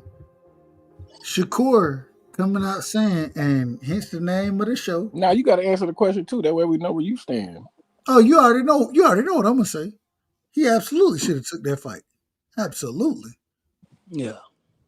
So going off of the question of the show, when this nigga talk about all his friends, and I'm gonna do it in two ways. I'm gonna start at the lower weight. Matter of fact, I'm starting at the higher weight classes. I'm gonna go higher than low because he said he coming back after he whooped T.O. ass. I think we all agreed that he will whoop T.O. ass. We all agreed on that. So when he had the opportunity, quickly, I think that's a 50-50 fight. Okay, that's cool. So what? You got to pick a winner though. We all pick winners, so you got to pick a winner. And you put us on this. Okay. You put us on this. Right. I'll pick T.O. in that fight then. You got T over. Yes, over Shakur Stevenson. Yeah. Amazing. Yeah. I ain't got no problem. The question is when he says, according to Shakur, he'll beat T.O. and then drop the belt. So Keyshawn can get the belt. Is that bullshit? I just figured out something actually real fast. We're obviously talking about T.O. Man, how you gonna ask questions and then don't answer questions? No. I'm saying we're talking about T.O.'s belt, right? The WBO, the 40. Absolutely. Okay. The whole time I was thinking about his stupid WBC 35. My bad. Okay. Cool. I'm on the same page now. Well. Right now, I believe. Correct me if I'm wrong. Antoine is the WB. Is it Antoine? WBA. Who's the WBC right now? At 40? Yeah. Matisse, I believe. Okay. Because he beat Poirier, remember? Okay, Matias. Yeah. All right, I ain't got no problem. All I'm saying is so going back. Hence the reason the question was asked. Are there friends in boxing? This nigga's, and we talking about Shakur Stevenson, talking about he gonna move up and whoop T.O. ass. You don't believe he gonna whoop T.O., right? I don't know about whoop I him. don't think he'll whoop him. I really think When I say whoop him, I mean win the fight. All right, let me rephrase. Yeah, Y'all be using these damn descriptor words that don't even fit this nigga, man. He ain't whooping or beating or smashing or none of that shit. All right, all I'm saying is win the fight. All I'm saying is win the fight. I think he beat T.O. just based on T.O. is trash. As soon as you get him to chase you around the ring, it's easy to beat T.O. So my only question is if he go up in there and win that belt, and first off, outside, and I think Steph believes that T.O. wins that fight. Yeah. I think the other three, I think we all agree that Shakur wins the fight. Y'all correct me if I'm wrong first. Okay, we all agree. So when the nigga come back and say he gonna drop the belt for his friend to get the belt, do we have respect for that? No. He pussy because he know he can't. That's probably the only champ he could beat is T.O. He gonna get his ass whooped by any of the other ones. Steph. There's even some guys who ain't even ranked at 140 that will beat the fuck out of Shakur. Like Johanna Robio, man, he'll put them paws on Shakur, man. Tito Mercado, he'll put them things on Shakur, man. Hold on. Steph, what you got? Do I think that's messed up, right? Yeah, I agree. Yes. So you think that he shouldn't go up there, win the belt, to drop the belt so his friend can get the belt? Yeah, I think that's messy. But I really don't. I don't even know what to really think of that, man. I mean, he said it. I didn't say I understand. I understand, but like, I mean, Shakur says a lot of things. I said it earlier. Just because he says it doesn't mean he's gonna, Man. saying it and doing it is two different things. So he already told you he's not gonna fight his friends. Yeah, but like what? I'm with Steph. I don't believe nothing that come out that nigga mouth, honestly. But I mean, like, is he? I mean, how about this, Cash? Right? Can we just wait for the motherfucker to go to 140 and stay at 140? Well, hold on, wait a minute. When anybody else say some bullshit, we criticize the bullshit that they say, and now all of a sudden, when Shakur say this shit, y'all tell me. I'm with it. Then why we ain't criticizing the nigga? We are. I just, no, you're not. No, yes, you I literally, am. you literally said, "Well, I don't know if he's really gonna do it. He's not gonna. I don't know. He's not." He said, let me clarify. He was the individual that said, "I'm gonna go beat his ass and then go back to 35." He said that. Okay, let me clarify. I don't think that's gonna happen. Either I don't think he will fight Teofimo Lopez. I think both of those guys are. I won't even say. Yeah, you could say they're clout chasing each other. I mean, no, the nigga is lying. He lying. I just said that, Dub. Why? Because none of those guys make big fights, man. They don't really do that, especially as the year's late. Of course, Stevenson versus Teofimo Lopez is a big fight. It's the biggest fight in the division. At 40 pounds, it's the biggest fight in the division. Says who? Me. I was just gonna say that. Based on what? What's a bigger fight? Neither one of these niggas been on paper. What's a bigger fight, Cash? I'm just saying, what are you basing it off of? Will you tell me a bigger fight? Well, for one, it's not going to be a main event. Bigger fight at 40. Bigger fight at 40 would be Matias, who slapped the dog snot out of T.O. Matias is fighting a nigga that we ain't never heard of. You asked what a bigger fight at 40 would be. It would be that because of the fact that there's a lot of history between them, and plus most folks don't know who Matias is. I think he got some clout off his last fight for beating Puello. No, he didn't. Yeah, he did. Hey, Dub, all diehards know who, just like all the diehards know who Shakur is, they know who Matias is. but no casuals don't know about Shakur. This nigga don't pull no damn weight. More niggas know, man. I know casuals. Niggas hit me up about certain fights. They ain't hitting me about no damn Shakur. I swear to God, I put it on everything I love. They are. I'll send you the messages. I think Matias and Gary Antoine would be a big fight. And in fact, when I say that, I think it will rival that fight with T.O. The two people that I'm asked about in the division as far as 40 go is T.O. and Antoine. Those are the two individuals I'm asked about. As far as 35 go, I'm asked about Tank. I'm asked about Shakur. I ain't asked about none of these other guys. Okay. I'm only going off of and maybe I'm only going off to the guys that I know. You know what I'm saying? So maybe I'm wrong about it. If y'all want to prove me wrong, I ain't got no problem.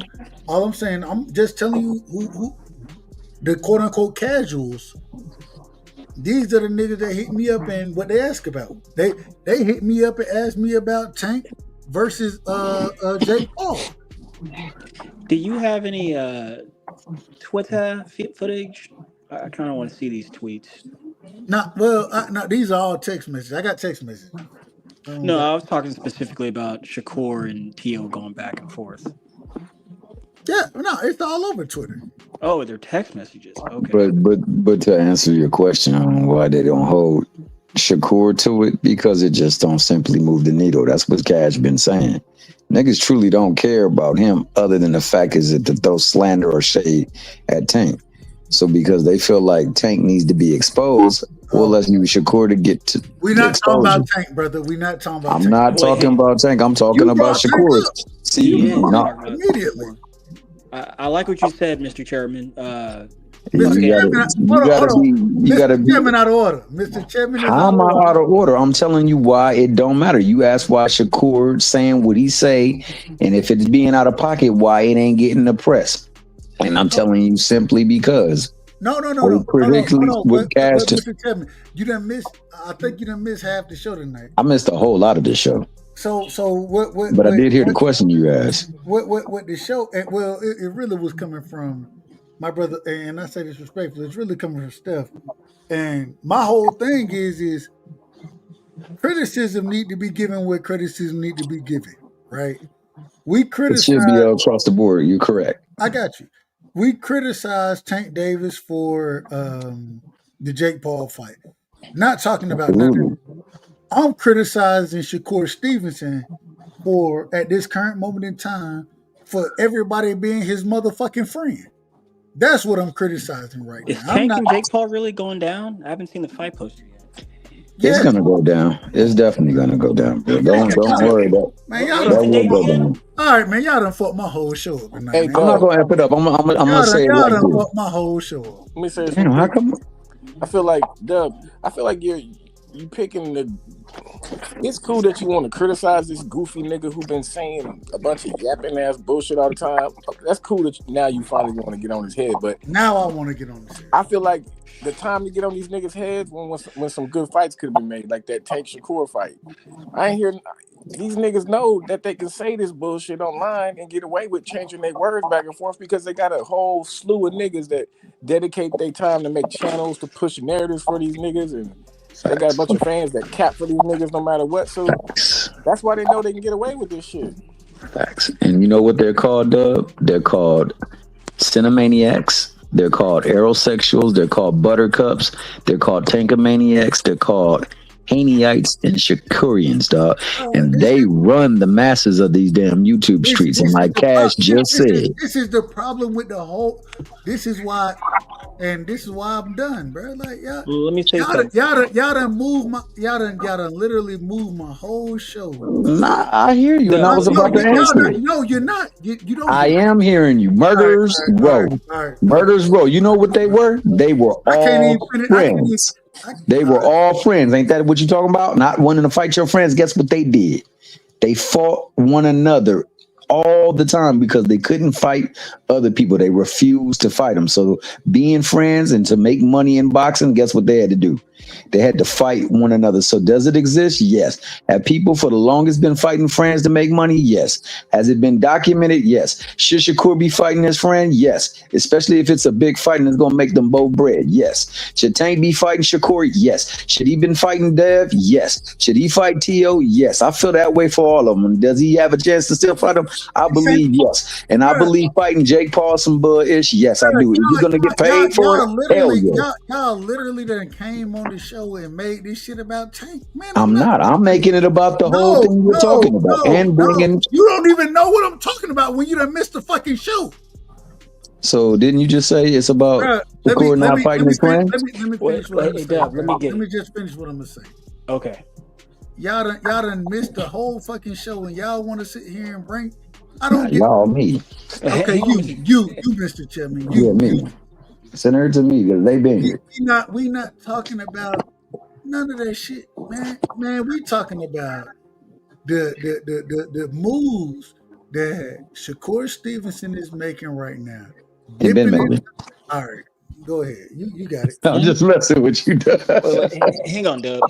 Like, I like what Mr. Chairman said. He said the reason why that's not a big fight, T.O. and Shakur, or there's really, there's Damn. It's a bunch of bull. This is outrageous. Y'all gotta let Doug finish. I try my best to tell the truth. People don't like my style, how I talk, my delivery, but you ain't catching me in half truth and lie.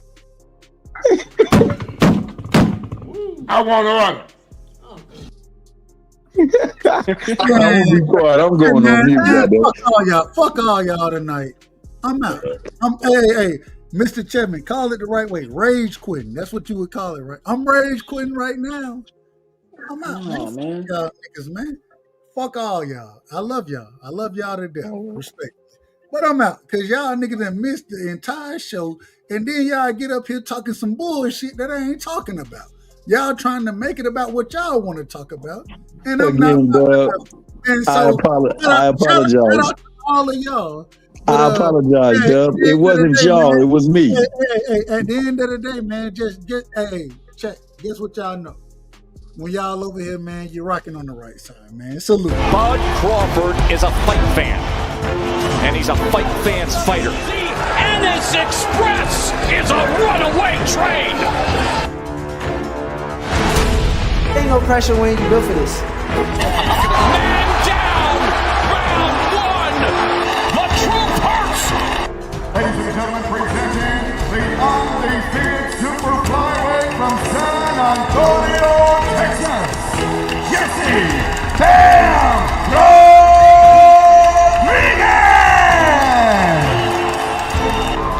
The universally recognized undisputed lightweight champion of the world, Devin the Dream Haney. You can't fight the power of Gervonta Tank Davis. What a scintillating display. Well, you question Deontay Wilder's power. The proof is in the banana pudding as he just turned the lights out. Cool boy Steph Stephen Jr. The Ennis Express is a runaway train. Ladies and gentlemen, fighting out of Las Vegas, Nevada, here is the skill, the highly regarded Devin the Dream.